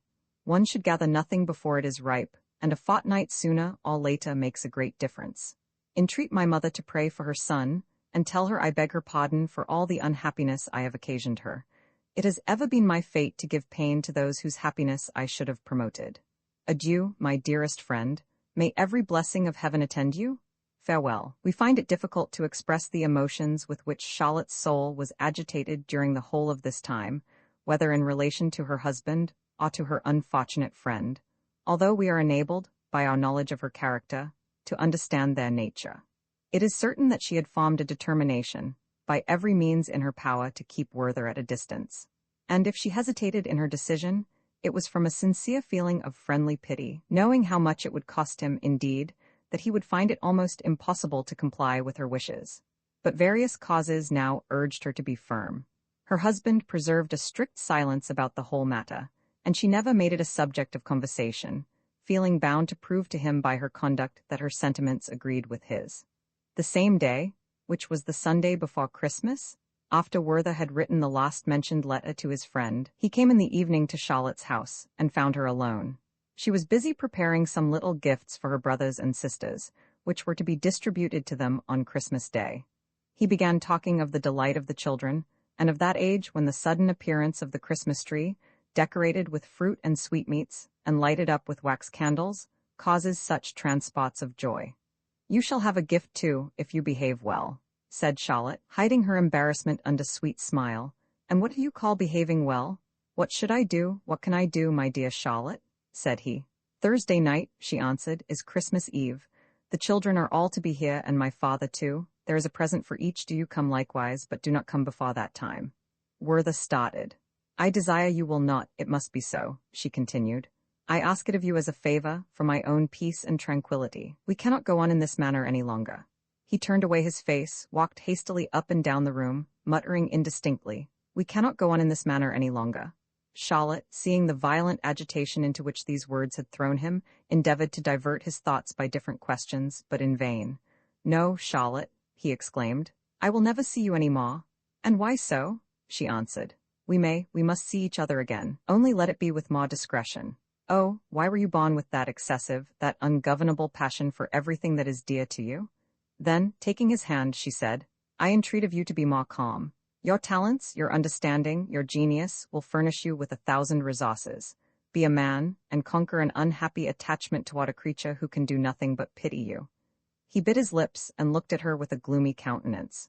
She continued to hold his hand. "Grant me but a moment's patience, Werther," she said. "Do you not see that you are deceiving yourself, that you are seeking your own destruction? Why must you love me, me only, who belong to another? I much fear, that it is only the impossibility of possessing me which makes your desire for me so strong." He drew back his hand, whilst he surveyed her with a wild and angry look. "'Tis well?" he exclaimed. "'Tis very well. Did not Albert furnish you with this reflection? It is profound, a very profound remark." "A reflection that anyone might easily make," she answered. "And is there not a woman in the whole world who is at liberty, and has the power to make you happy? Conquer yourself, look for such a being, and believe me when I say that you will certainly find her. I have long felt for you, and for us all. You have confined yourself too long within the limits of too narrow a circle. Conquer yourself. Make an effort. A short journey will be of service to you. Seek and find an object worthy of your love, then return hither, and let us enjoy together all the happiness of the most perfect friendship." "This speech," replied Werther with a cold smile, "this speech should be printed for the benefit of all teachers. My dear Charlotte, allow me but a short time longer, and all will be well. But however, Werther," she added, "do not come again before Christmas." He was about to make some answer when Albert came in. They saluted each other coldly, and with mutual embarrassment paced up and down the room. Werther made some common remarks. Albert did the same, and their conversation soon dropped. Albert asked his wife about some household matters, and finding that his commissions were not executed, he used some expressions which, to Werther's ear, savored of extreme harshness. He wished to go, but had not power to move, and in this situation he remained till 8 o'clock, his uneasiness and discontent continually increasing. At length the cloth was laid for supper, and he took up his hat and stick. Albert invited him to remain, but Werther, fancying that he was merely paying a formal compliment, thanked him coldly, and left the house. Werther returned home, took the candle from his servant, and retired to his room alone. He talked for some time with great earnestness to himself, wept aloud, walked in a state of great excitement through his chamber, till at length, without undressing, he threw himself on the bed, where he was found by his servant at 11 o'clock, when the latter ventured to enter the room and take off his boots. Werther did not prevent him, but forbade him to come in the morning till he should ring. On Monday morning, the 21st of December, he wrote to Charlotte the following letter, which was found sealed on his bureau after his death, and was given to her. I shall insert it in fragments as it appears from several circumstances to have been written in that manner. It is all over, Charlotte. I am resolved to die. I make this declaration deliberately and coolly, without any romantic passion, on this morning of the day when I am to see you for the last time. At the moment you read these lines, O best of women, the cold grave will hold the inanimate remains of that restless and unhappy being who, in the last moments of his existence, knew no pleasure so great as that of conversing with you. I have passed a dreadful night, or rather, let me say, a propitious one, for it has given me resolution, it has fixed my purpose. I am resolved to die. When I tore myself from you yesterday, my senses were in tumult and disorder. My heart was oppressed, hope and pleasure had fled from me forever, and a petrifying cold had seized my wretched being. I could scarcely reach my room. I threw myself on my knees, and heaven, for the last time, granted me the consolation of shedding tears. 1,000 ideas, 1,000 schemes arose within my soul, till at length one last, fixed, final thought took possession of my heart. It was to die. I lay down to rest, and in the morning, in the quiet hour of awakening, the same determination was upon me. To die, it is not despair. It is conviction that I have filled up the measure of my sufferings, that I have reached my appointed term, and must sacrifice myself for thee. Yes, Charlotte, why should I not avow it? One of us three must die, it shall be Werther. O beloved Charlotte, this heart, excited by rage and fury, has often conceived the horrid idea of murdering your husband, you, myself. The lot is cast at length. And in the bright, quiet evenings of summer, when you sometimes wander toward the mountains, let your thoughts then turn to me. Recollect how often you have watched me coming to meet you from the valley. Then bend your eyes upon the churchyard which contains my grave, and by the light of the setting sun, mark how the evening breeze waves the tall grass which grows above my tomb. I was calm when I began this letter, but the recollection of these scenes makes me weep like a child.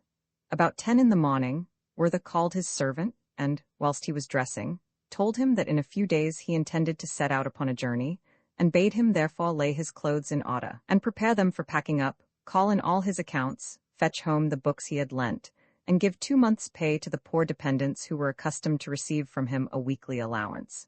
He breakfasted in his room, and then mounted his horse, and went to visit the steward, who, however, was not at home. He walked pensively in the garden, and seemed anxious to renew all the ideas that were most painful to him. The children did not suffer him to remain alone long. They followed him, skipping and dancing before him, and told him that after tomorrow, and one day more, they were to receive their Christmas gift from Charlotte, and they then recounted all the wonders of which they had formed ideas in their child imaginations. Tomorrow, said he, and one day more, and he kissed them tenderly. He was going, but the younger boy stopped him, to whisper something in his ear. He told him that his elder brothers had written splendid New Year's wishes, so large. One for Papa, and another for Albert and Charlotte, and one for Werther, and they were to be presented early in the morning, on New Year's Day. This quite overcame him. He made each of the children a present, mounted his horse, left his compliments for Papa and Mamma, and with tears in his eyes, rode away from the place. He returned home about 5 o'clock, ordered his servant to keep up his fire, desired him to pack his books and linen at the bottom of the trunk, and to place his coats at the top. He then appears to have made the following addition to the letter addressed to Charlotte. You do not expect me. You think I will obey you, and not visit you again till Christmas Eve. Oh, Charlotte, today or never. On Christmas Eve you will hold this paper in your hand, you will tremble, and moisten it with your tears. I will, I must, oh, how happy I feel to be determined.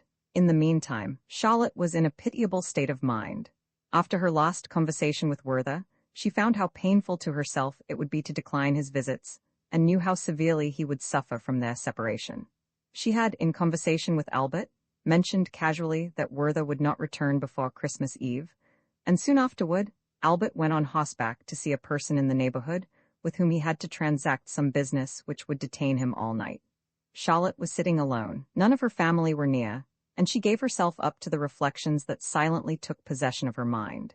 She was forever united to a husband whose love and fidelity she had proved, to whom she was hotly devoted, and who seemed to be a special gift from heaven to ensure her happiness. On the other hand, Werther had become dear to her. There was a cordial unanimity of sentiment between them, from the very first hour of their acquaintance, and their long association and repeated interviews had made an indelible impression upon her heart. She had been accustomed to communicate to him every thought and feeling which interested her, and his absence threatened to open a void in her existence which it might be impossible to fill. How heartily she wished that she might change him into her brother, that she could induce him to marry one of her own friends, or could re-establish his intimacy with Albert. She passed all her intimate friends in review before her mind, but found something objectionable in each, and could decide upon none to whom she would consent to give him.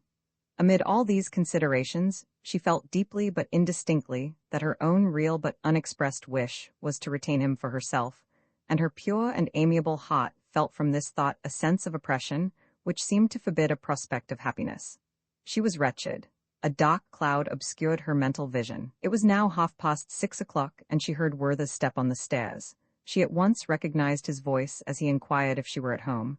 Her heart beat audibly, we could almost say for the first time, at his arrival. It was too late to deny herself, and as he entered she exclaimed, with a sort of ill-concealed confusion, "You have not kept your word." "I promised nothing," he answered. "But you should have complied at least for my sake," she continued. "I implore you, for both our sakes." She scarcely knew what she said or did, and sent for some friends, who, by their presence, might prevent her being left alone with Werther. He put down some books he had brought with him, then made inquiries about some others, until she began to hope that her friends might arrive shortly, entertaining at the same time a desire that they might stay away. At one moment she felt anxious that the servant should remain in the adjoining room, then she changed her mind. Werther, meanwhile, walked impatiently up and down. She went to the piano and determined not to retire. She then collected her thoughts and sat down quietly at Werther's side, who had taken his usual place on the sofa. "Have you brought nothing to read?" she inquired. He had nothing. "There in my drawer," she continued, "you will find your own translation of some of the songs of Ossian. I have not yet read them, as I have still hoped to hear you recite them, but for some time past I have not been able to accomplish such a wish." He smiled and went for the manuscript, which he took with a shudder. He sat down, and with eyes full of tears he began to read. "Star of descending night, fair is thy light in the west. Thou liftest thy unshorn head from thy cloud, thy steps are stately on thy hill. What dost thou behold in the plain? The stormy winds allayed. The murmur of the torrent comes from afar. Roaring waves climb the distant rock. The flies of evening are on their feeble wings. The hum of their course is on the field. What dost thou behold, fair light? But thou dost smile and depart. The waves come with joy around thee, they bathe thy lovely hair. Farewell, thou silent beam, let the light of Ossian's soul arise, and it does arise in its strength. I behold my departed friends, their gathering is on Laura, as in the days of other years. Fingal comes like a watery column of mist, his heroes are around, and see the bards of song, grey-haired Ullin. Stately Rhino, Alpin with the tuneful voice, the soft complaint of Minona. How are ye changed, my friends, since the days of Selma's feast, when we contended, like gales of spring as they fly along the hill, and bend by turns the feebly whistling grass. Minona came forth in her beauty, with downcast look and tearful eye. Her hair was flying slowly with the blast that rushed unfrequent from the hill. The souls of the heroes were sad when she raised the tuneful voice. Oft had they seen the grave of Salga, the dark dwelling of white-bosomed Colma. Colma left alone on the hill with all her voice of song. Salga promised to come, but the night descended around. Hear the voice of Colma when she sat alone on the hill. Colma, it is night, I am alone, fall on the hill of storms. The wind is heard on the mountain. The torrent is howling down the rock. No hut receives me from the rain. Fall on the hill of winds, rise moon, from behind thy clouds. Stars of the night arise, lead me some light to the place where my love rests from the chase alone. His bow near him unstrung, his dogs panting around him. But here I must sit alone by the rock of the mossy stream. The stream and the wind roar aloud. I hear not the voice of my love. Why delays my Salga? Why the chief of the hill his promise? Here is the rock and here the tree. Here is the roaring stream. Thou didst promise with night to be here. Ah, whither is my Salga gone? With thee I would fly from my father, with thee from my brother of pride. Our race have long been foes. We are not foes, O Salga. Cease a little while, O wind. Stream, be thou silent a while. Let my voice be heard around. Let my wanderer hear me. Salga, it is Colma who calls. Here is the tree and the rock. Salga, my love, I am here. Why delayest thou thy coming? Lo, the calm moon comes forth. The flood is bright in the vale. The rocks are grey on the steep. I see him not on the brow. His dogs come not before him with tidings of his near approach. Here I must sit alone. Who lie on the heath beside me, are they my love and my brother? Speak to me, O my friends, to Colma they give no reply. Speak to me, I am alone. My soul is tormented with fears. Ah, they are dead. Their swords are red from the fight. O my brother, why hast thou slain my Salga? Why, O Salga, hast thou slain my brother? Dear were you both to me. What shall I say in your praise? Thou wert fair on the hill among thousands. He was terrible in fight. Speak to me. Hear my voice, hear me, sons of my love. They are silent, silent forever. Cold, cold are their breasts of clay. Oh, from the rock on the hill, from the top of the windy steep, speak, ye ghosts of the dead. Speak, I will not be afraid. Whither are ye gone to rest? In what cave of the hill shall I find the departed? No feeble voice is on the gale, no answer half drowned in the storm. I sit in my grief, I wait for morning in my tears. Rear the tomb, ye friends of the dead. Close it not till Colma come. My life flies away like a dream. Why should I stay behind? Here shall I rest with my friends by the stream of the sounding rock. When night comes on the hill, when the loud winds arise, my ghost shall stand in the blast, and mourn the death of my friends. The hunter shall hear from his booth, he shall fear, but love my voice? For sweet shall my voice be for my friends, pleasant were her friends to Colma. Such was thy song, Minona, softly blushing daughter of Tommen. Our tears descended for Colma, and our souls were sad. Ullin came with his harp, he gave the song of Alpin. The voice of Alpin was pleasant, the soul of Rhino was a beam of fire, but they had rested in the narrow house, their voice had ceased in Selma. Ullin had returned one day from the chase before the heroes fell. He heard their strife on the hill, their song was soft but sad, they mourned the fall of Mora, first of mortal men. His soul was like the soul of Fingal, his sword like the sword of Uska. But he fell, and his father mourned. His sister's eyes were full of tears. Minona's eyes were full of tears, the sister of Caban Mora. She retired from the song of Ullin, like the moon in the west when she foresees the shower, and hides her fair head in a cloud. I touched the harp with Ullin, the song of morning rose, Rhino. The wind and the rain are past, calm is the noon of day. The clouds are divided in heaven. Over the green hills flies the inconstant sun. Red through the stony vale comes down the stream of the hill. Sweet are thy murmurs, O stream, but more sweet is the voice I hear. It is the voice of Alpin, the son of song, mourning for the dead. Bent is his head of age, red his tearful eye. Alpin, thou son of song, why alone on the silent hill?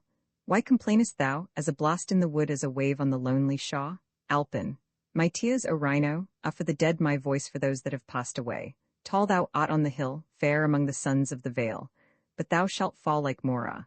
The mana shall sit on thy tomb, the hills shall know thee no more, thy bow shall lie in thy hall unstrung. Thou wert swift, O Mora, as a roe on the desert, terrible as a meteor of fire. Thy wrath was as the storm, thy sword in battle as lightning in the field. Thy voice was as a stream after rain, like thunder on distant hills. Many fell by thy arm, they were consumed in the flames of thy wrath. But when thou didst return from war, how peaceful was thy brow. Thy face was like the sun after rain, like the moon in the silence of night. Calm as the breast of the lake when the loud wind is laid. Narrow is thy dwelling now, dark the place of thine abode. With 3 steps I compass thy grave, O thou who wast so great before. 4 stones with their heads of moss are the only memorial of thee. A tree with scarce a leaf, long grass which whistles in the wind, mark to the hunter's eye the grave of the mighty Mora. Mora, thou art low indeed. Thou hast no mother to mourn thee, no maid with her tears of love. Dead is she that brought thee forth. Fallen is the daughter of Moglin. Who on his staff is this? Who is this whose head is white with age, whose eyes are red with tears, who quakes at every step? It is thy father, O Mora, the father of no son but thee. He heard of thy fame in war, he heard of foes dispersed. He heard of Mora's renown, why did he not hear of his wound? Weep, thou father of Mora. Weep, but thy son heareth thee not. Deep is the sleep of the dead, low their pillow of dust. No more shall he hear thy voice, no more awake at thy call. When shall it be morn in the grave, to bid the slumberer awake? Farewell, thou bravest of men, thou conqueror in the field, but the field shall see thee no more, nor the dark would be lightened with the splendor of thy steel. Thou hast left no son. The song shall preserve thy name. Future times shall hear of thee, they shall hear of the fallen Mora. The grief of all arose, but most the bursting sigh of Amun. He remembers the death of his son, who fell in the days of his youth. Kama was near the hero, the chief of the echoing Galmal. Why burst the sigh of Amun? He said. Is there a cause to mourn? The song comes with its music to melt and please the soul. It is like soft mist that, rising from a lake, paws on the silent vale. The green flowers are filled with dew, but the sun returns in his strength, and the mist is gone. Why art thou sad, O Amen, chief of sea-surrounded Gama? Sad I am? Na small is my cause of woe. Kama, thou hast lost no son, thou hast lost no daughter of beauty. Kolga the valiant lives, and Anira, fairest maid. The boughs of thy house ascend, O Kama, but Amen is the last of his race. Dark is thy bed, O Dora, deep thy sleep in the tomb. When shalt thou wake with thy songs, with all thy voice of music? Arise, winds of autumn, arise, blow along the heath. Streams of the mountains, raw, tempests in the groves of my oaks, walk through broken clouds. O moon, show thy pale face at intervals. Bring to my mind the night when all my children fell, when Arundel the mighty fell, when Dora the lovely failed. Dora, my daughter, thou wert fair, fair as the moon on Fura, white as the driven snow, sweet as the breathing gale. Arundel, thy bow was strong, thy spear was swift on the field, thy look was like mist on the wave, thy shield a red cloud in a storm. Amma, renowned in Wa, came and sought Dora's love. He was not long refused, fair was the hope of their friends. Irath, son of Odgal, repined, his brother had been slain by Amma. He came disguised like a son of the sea. Fair was his cliff on the wave, white his locks of age, calm his serious brow. Fairest of women, he said, lovely daughter of Amen, a rock not distant in the sea bears a tree on its side, red shines the fruit of Fa. There Amma waits for Dora, I come to carry his love. She went, she called on Amma, not answered, but the son of the rock. Amma, my love, why tormentest thou me with fear? Here, son of Anat, here, it is Dora who calleth thee. Irath, the traitor, fled laughing to the land. She lifted up her voice, she called for her brother and her father. Arundel, Amen, none to relieve you, Dora. Her voice came over the sea. Arundel, my son, descended from the hill, rough in the spoils of the chase. His arrows rattled by his side, his bow was in his hand. 5 dark grey dogs attended his steps. He saw fierce Irath on the shaw, he seized and bound him to an oak. Thick wind, the thongs of the hide around his limbs, he loads the winds with his groans. Arundel ascends the deep in his boat to bring Dora to land. Amma came in his wrath and let fly the grey-feathered shaft. It sunk in thy heart, O Arundel, my son, for Irath the traitor thou deest. The oars stopped at once, he panted on the rock and expired. What is thy grief, O Dora, when round thy feet is pawed thy brother's blood? The boat is broken in twain. Amma plunges into the sea to rescue his Dora, or die. Sudden a blast from a hill came over the waves, he sank and he rose no more. Alone on the sea-beat rock, my daughter was heard to complain, frequent and loud were her cries. What could her father do? All night I stood on the shaw, I saw her by the faint beam of the moon. All night I heard her cries. Loud was the wind, the rain beat hard on the hill. Before morning appeared, her voice was weak. It died away like the evening breeze among the grass of the rocks. Spent with grief, she expired, and left thee, Amen, alone. Gone is my strength in Wa, fallen my pride among women. When the storms aloft arise, when the north lifts the wave on high, I sit by the sounding shaw, and look on the fatal rock. Often by the setting moon I see the ghosts of my children. Half viewless, they walk in mournful conference together. A torrent of tears which streamed from Charlotte's eyes and gave relief to her bursting heart, stopped Werther's recitation. He threw down the book, seized her hand, and wept bitterly. Charlotte leaned upon her hand and buried her face in her handkerchief. The agitation of both was excessive. They felt that their own fate was pictured in the misfortunes of Ossian's heroes. They felt this together, and their tears redoubled. Werther supported his forehead on Charlotte's arm. She trembled, she wished to be gone, but sorrow and sympathy lay like a leaden weight upon her soul. She recovered herself shortly, and begged Werther, with broken sobs, to leave her, implored him with the utmost earnestness to comply with her request. He trembled, his heart was ready to burst. Then, taking up the book again, he recommenced reading, in a voice broken by sobs. Why dost thou waken me, O spring? Thy voice woos me, exclaiming, I refresh thee with heavenly dews, but the time of my decay is approaching, the storm is nigh that shall wither my leaves. Tomorrow the traveller shall come, he shall come, who beheld me in beauty. His eye shall seek me in the field around, but he shall not find me. The whole force of these words fell upon the unfortunate Werther. Full of despair, he threw himself at Charlotte's feet, seized her hands, and pressed them to his eyes and to his forehead. An apprehension of his fatal project now struck her for the first time. Her senses were bewildered. She held his hands, pressed them to her bosom, and leaning toward him with emotions of the tenderest pity, her warm cheek touched his. They lost sight of everything. The world disappeared from their eyes. He clasped her in his arms, strained her to his bosom, and covered her trembling lips with passionate kisses. Werther? She cried with a faint voice, turning herself away. Werther? And, with a feeble hand, she pushed him from her. At length, with the firm voice of virtue, she exclaimed, "Werther?" He resisted not, but tearing himself from her arms, fell on his knees before her.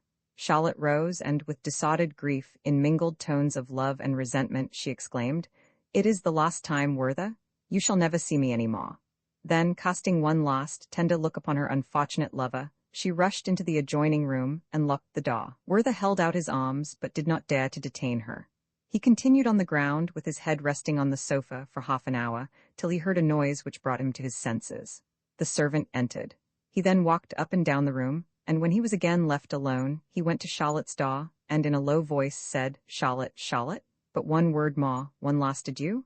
She returned no answer. He stopped and listened and entreated, but all was silent. At length he tore himself from the place, crying, "Adieu, Charlotte, adieu forever." Werther ran to the gate of the town. The gods who knew him let him pass in silence. The night was dark and stormy. It rained and snowed. He reached his own door about 11. His servant, although seeing him enter the house without his hat, did not venture to say anything, and as he undressed his master, he found that his clothes were wet. His hat was afterward found on the point of a rock overhanging the valley, and it is inconceivable how he could have climbed to the summit on such a dark, tempestuous night without losing his life. He retired to bed and slept to a late hour. The next morning his servant, upon being called to bring his coffee, found him writing. He was adding, to Charlotte, what we here annex. "For the last time I open these eyes, alas, they will behold the sun no more.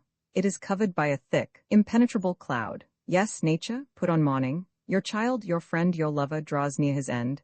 This thought, Charlotte, is without parallel, and yet it seems like a mysterious dream when I repeat, this is my last day. The last, Charlotte, no word can adequately express this thought. The last, today I stand erect in all my strength, tomorrow, cold and stark, I shall lie extended upon the ground. To die, what is death? We do but dream in our discourse upon it. I have seen many human beings die, but so straitened is our feeble nature, we have no clear conception of the beginning or the end of our existence. At this moment I am my own, or rather I am thine, my adored, and the next we are parted, severed, perhaps forever?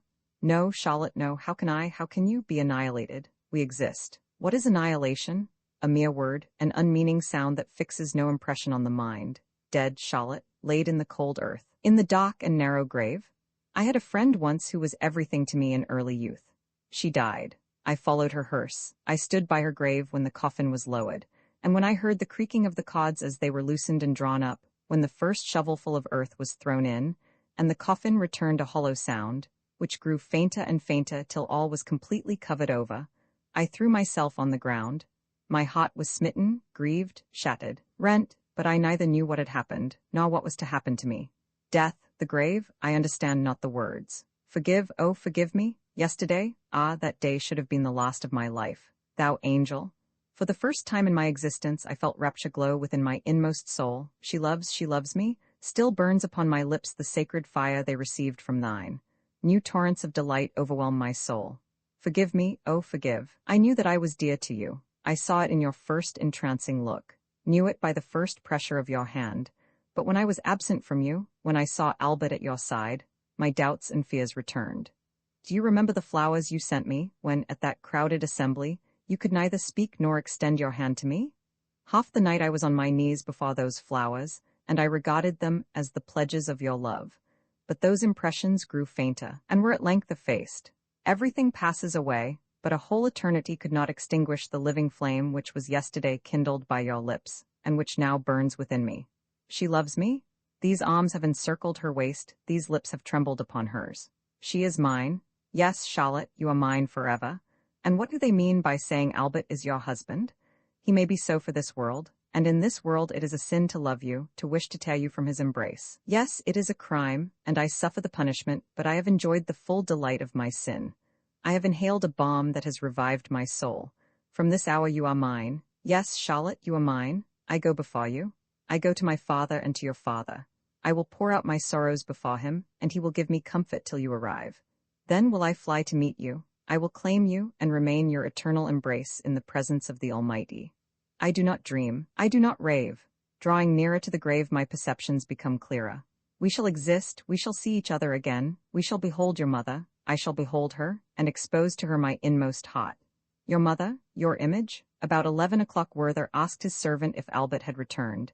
He answered, yes, for he had seen him pass on horseback, upon which Werther sent him the following note, unsealed.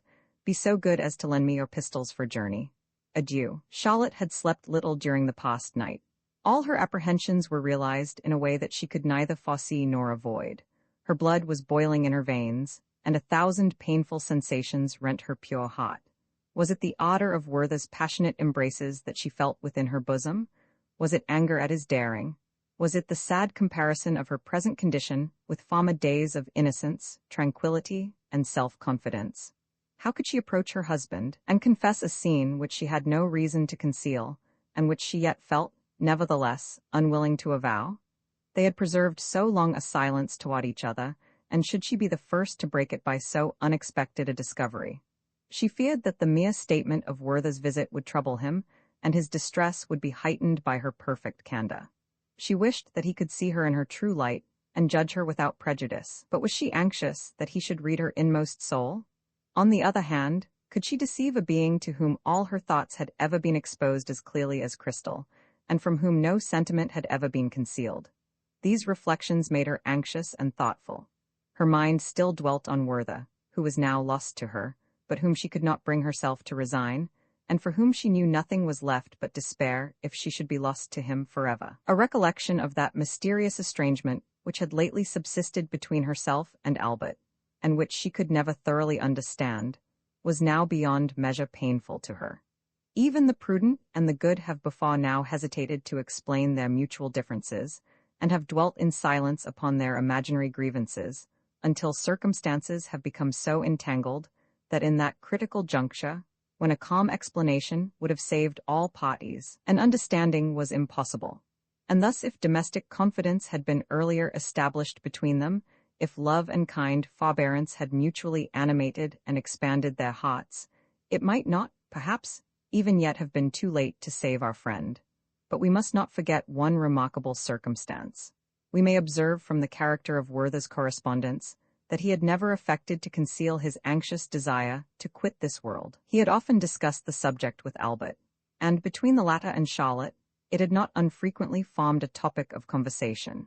Albert was so opposed to the very idea of such an action that, with a degree of irritation unusual in him, he had more than once given Werther to understand that he doubted the seriousness of his threats, and not only turned them into ridicule, but caused Charlotte to share his feelings of incredulity. Her heart was thus tranquilized when she felt disposed to view the melancholy subject in a serious point of view, though she never communicated to her husband the apprehensions she sometimes experienced.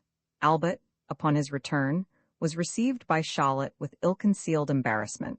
He was himself out of humor, his business was unfinished, and he had just discovered that the neighboring official with whom he had to deal was an obstinate and narrow-minded personage. Many things had occurred to irritate him. He inquired whether anything had happened during his absence, and Charlotte hastily answered that Werther had been there on the evening previously. He then inquired for his letters, and was answered that several packages had been left in his study. He thereon retired, leaving Charlotte alone. The presence of the being she loved and honored produced a new impression on her heart. The recollection of his generosity, kindness, and affection had calmed her agitation. A secret impulse prompted her to follow him. She took her work and went to his study, as was often her custom. He was busily employed opening and reading his letters. It seemed as if the contents of some were disagreeable. She asked some questions, he gave short answers, and sat down to write. Several hours passed in this manner, and Charlotte's feelings became more and more melancholy.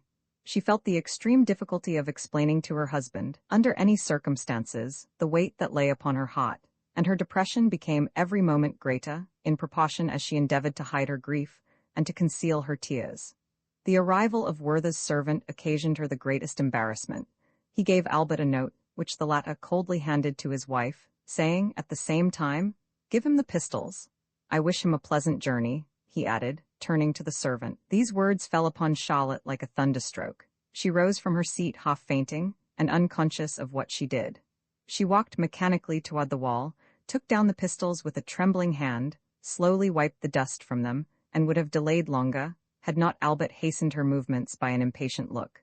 She then delivered the fatal weapons to the servant, without being able to utter a word. As soon as he had departed, she folded up her work, and retired at once to her room, her heart overcome with the most fearful forebodings. She anticipated some dreadful calamity. She was at one moment on the point of going to her husband, throwing herself at his feet, and acquainting him with all that had happened on the previous evening, that she might acknowledge her fault and explain her apprehensions. Then she saw that such a step would be useless, as she would certainly be unable to induce Albert to visit Werther. Dinner was served, and a kind friend whom she had persuaded to remain assisted to sustain the conversation, which was carried on by a sort of compulsion, till the events of the morning were forgotten. When the servant brought the pistols to Werther, the latter received them with transports of delight upon hearing that Charlotte had given them to him with her own hand. He ate some bread, drank some wine, sent his servant to dinner, and then sat down to write as follows: "They have been in your hands, you wiped the dust from them. I kiss them 1,000 times, you have touched them. Yes, heaven favors my design, and you, Charlotte, provide me with the fatal instruments. It was my desire to receive my death from your hands, and my wish is gratified. I have made inquiries of my servant. You trembled when you gave him the pistols, but you bade me no adieu. Wretched, wretched that I am, not one farewell. How could you shut your heart against me in that hour which makes you mine forever? Charlotte, ages cannot efface the impression. I feel you cannot hate the man who so passionately loves you." After dinner he called his servant, desired him to finish the packing up, destroyed many papers, and then went out to pay some trifling debts. He soon returned home, then went out again, notwithstanding the rain, walked for some time in the Count's garden, and afterward proceeded farther into the country. Toward evening he came back once more, and resumed his writing. "Wilhelm, I have for the last time beheld the mountains, the forests, and the sky. Farewell, and you, my dearest mother, forgive me. Console her, Wilhelm. God bless you, I have settled all my affairs. Farewell, we shall meet again and be happier than ever. I have requited you badly, Albert, but you will forgive me. I have disturbed the peace of your home. I have sowed distrust between you. Farewell, I will end all this wretchedness. And oh, that my death may render you happy. Albert, Albert, make that angel happy, and the blessing of heaven be upon you." He spent the rest of the evening in arranging his papers. He tore and burned a great many, others he sealed up and directed to Wilhelm. They contained some detached thoughts and maxims, some of which I have perused. At 10 o'clock he ordered his fire to be made up, and a bottle of wine to be brought to him. He then dismissed his servant, whose room, as well as the apartments of the rest of the family, was situated in another part of the house. The servant lay down without undressing, that he might be the sooner ready for his journey in the morning, his master having informed him that the post-horses would be at the door before 6 o'clock. Past 11 o'clock. All is silent around me, and my soul is calm. I thank thee, O God, that thou bestowest strength and courage upon me in these last moments. I approach the window, my dearest of friends, and through the clouds, which are at this moment driven rapidly along by the impetuous winds, I behold the stars which illumine the eternal heavens. No, you will not fall, celestial bodies. The hand of the Almighty supports both you and me. I have looked for the last time upon the constellation of the Great Abare. It is my favorite star, for when I bade you farewell at night, Charlotte, and turned my steps from your door, it always shone upon me. With what rapture have I at times beheld it! How often have I implored it with uplifted hands to witness my felicity, and even still, but what object is there, Charlotte, which fails to summon up your image before me? Do you not surround me on all sides, and have I not, like a child, treasured up every trifle which you have consecrated by your touch? Your profile, which was so dear to me, I return to you, and I pray you to preserve it. Thousands of kisses have I imprinted upon it, and 1,000 times has it gladdened my heart on departing from and returning to my home. I have implored your father to protect my remains. At the corner of the churchyard, looking toward the fields, there are 2 lime trees. There I wish to lie. Your father can, and doubtless will, do this much for his friend. Implore it of him, but perhaps pious Christians will not choose that their bodies should be buried near the copse of a poor, unhappy wretch like me.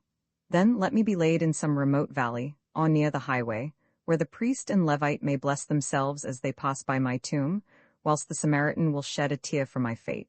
See, Charlotte, I do not shudder to take the cold and fatal cup, from which I shall drink the draught of death. Your hand presents it to me, and I do not tremble. All is now concluded. The wishes and the hopes of my existence are fulfilled. With cold, unflinching hand I knock at the brazen portals of death. Oh, that I had enjoyed the bliss of dying for you! How gladly would I have sacrificed myself for you, Charlotte? And could I but restore peace and joy to your bosom, with what resolution, with what joy, would I not meet my fate? but it is the lot of only a chosen few to shed their blood for their friends, and by their death to augment, 1,000 times, the happiness of those by whom they are beloved. I wish, Charlotte, to be buried in the dress I wear at present. It has been rendered sacred by your touch. I have begged this favor of your father. My spirit soars above my sepulchre. I do not wish my pockets to be searched. The knot of pink ribbon which you wore on your bosom the first time I saw you, surrounded by the children? Oh, kiss them 1,000 times for me, and tell them the fate of their unhappy friend. I think I see them playing around me. The dear children? How warmly have I been attached to you, Charlotte, since the first hour I saw you. How impossible have I found it to leave you.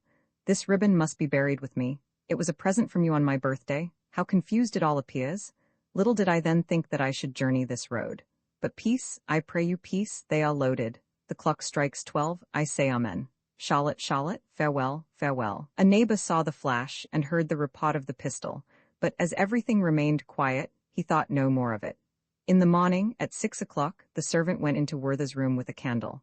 He found his master stretched upon the floor, weltering in his blood, and the pistols at his side. He called, he took him in his arms, but received no answer. Life was not yet quite extinct.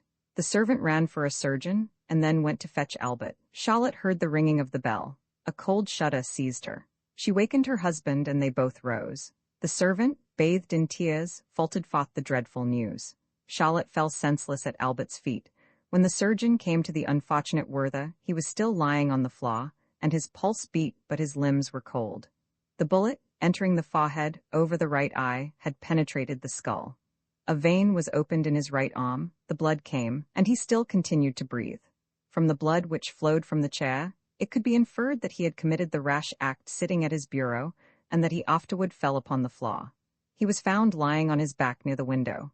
He was in full dress costume. The house, the neighborhood, and the whole town were immediately in commotion. Albert arrived.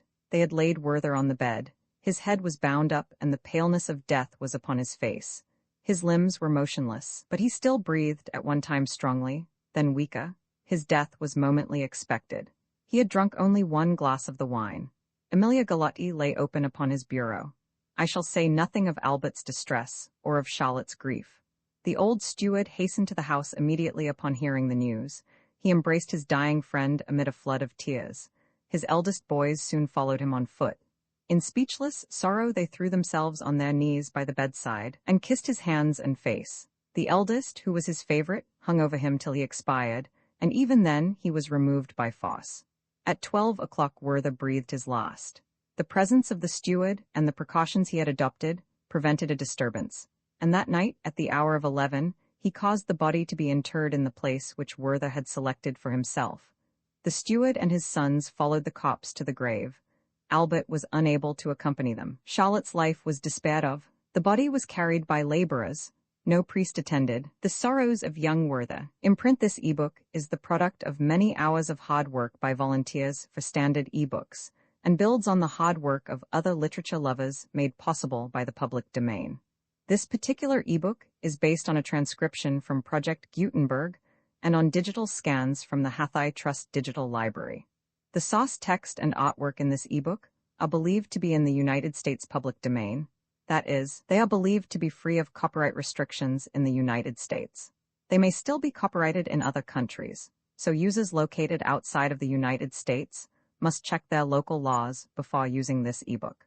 The creators of, and contributors to, this ebook dedicate their contributions to the worldwide public domain via the terms in the CC 01.0 Universal Public Domain Dedication. For full license information, see the uncopyright at the end of this ebook. Standard eBooks is a volunteer-driven project that produces ebook editions of public domain literature using modern typography, technology, and editorial standards, and distributes them free of cost. You can download this and other ebooks carefully produced for true book lovers at standardbooks.org. Preface: I have carefully collected whatever I have been able to learn of the story of poor Werther, and here present it to you, knowing that you will thank me for it. To his spirit and character you cannot refuse your admiration and love. To his fate you will not deny your tears. And thou, good soul, who sufferest the same distress as he endured once, draw comfort from his sorrows. And let this little book be thy friend, if, owing to fortune, or through thine own fault, thou canst not find a dearer companion. The Sorrows of Young Werther by J. W. von Goethe, translated by A. D. Boylan.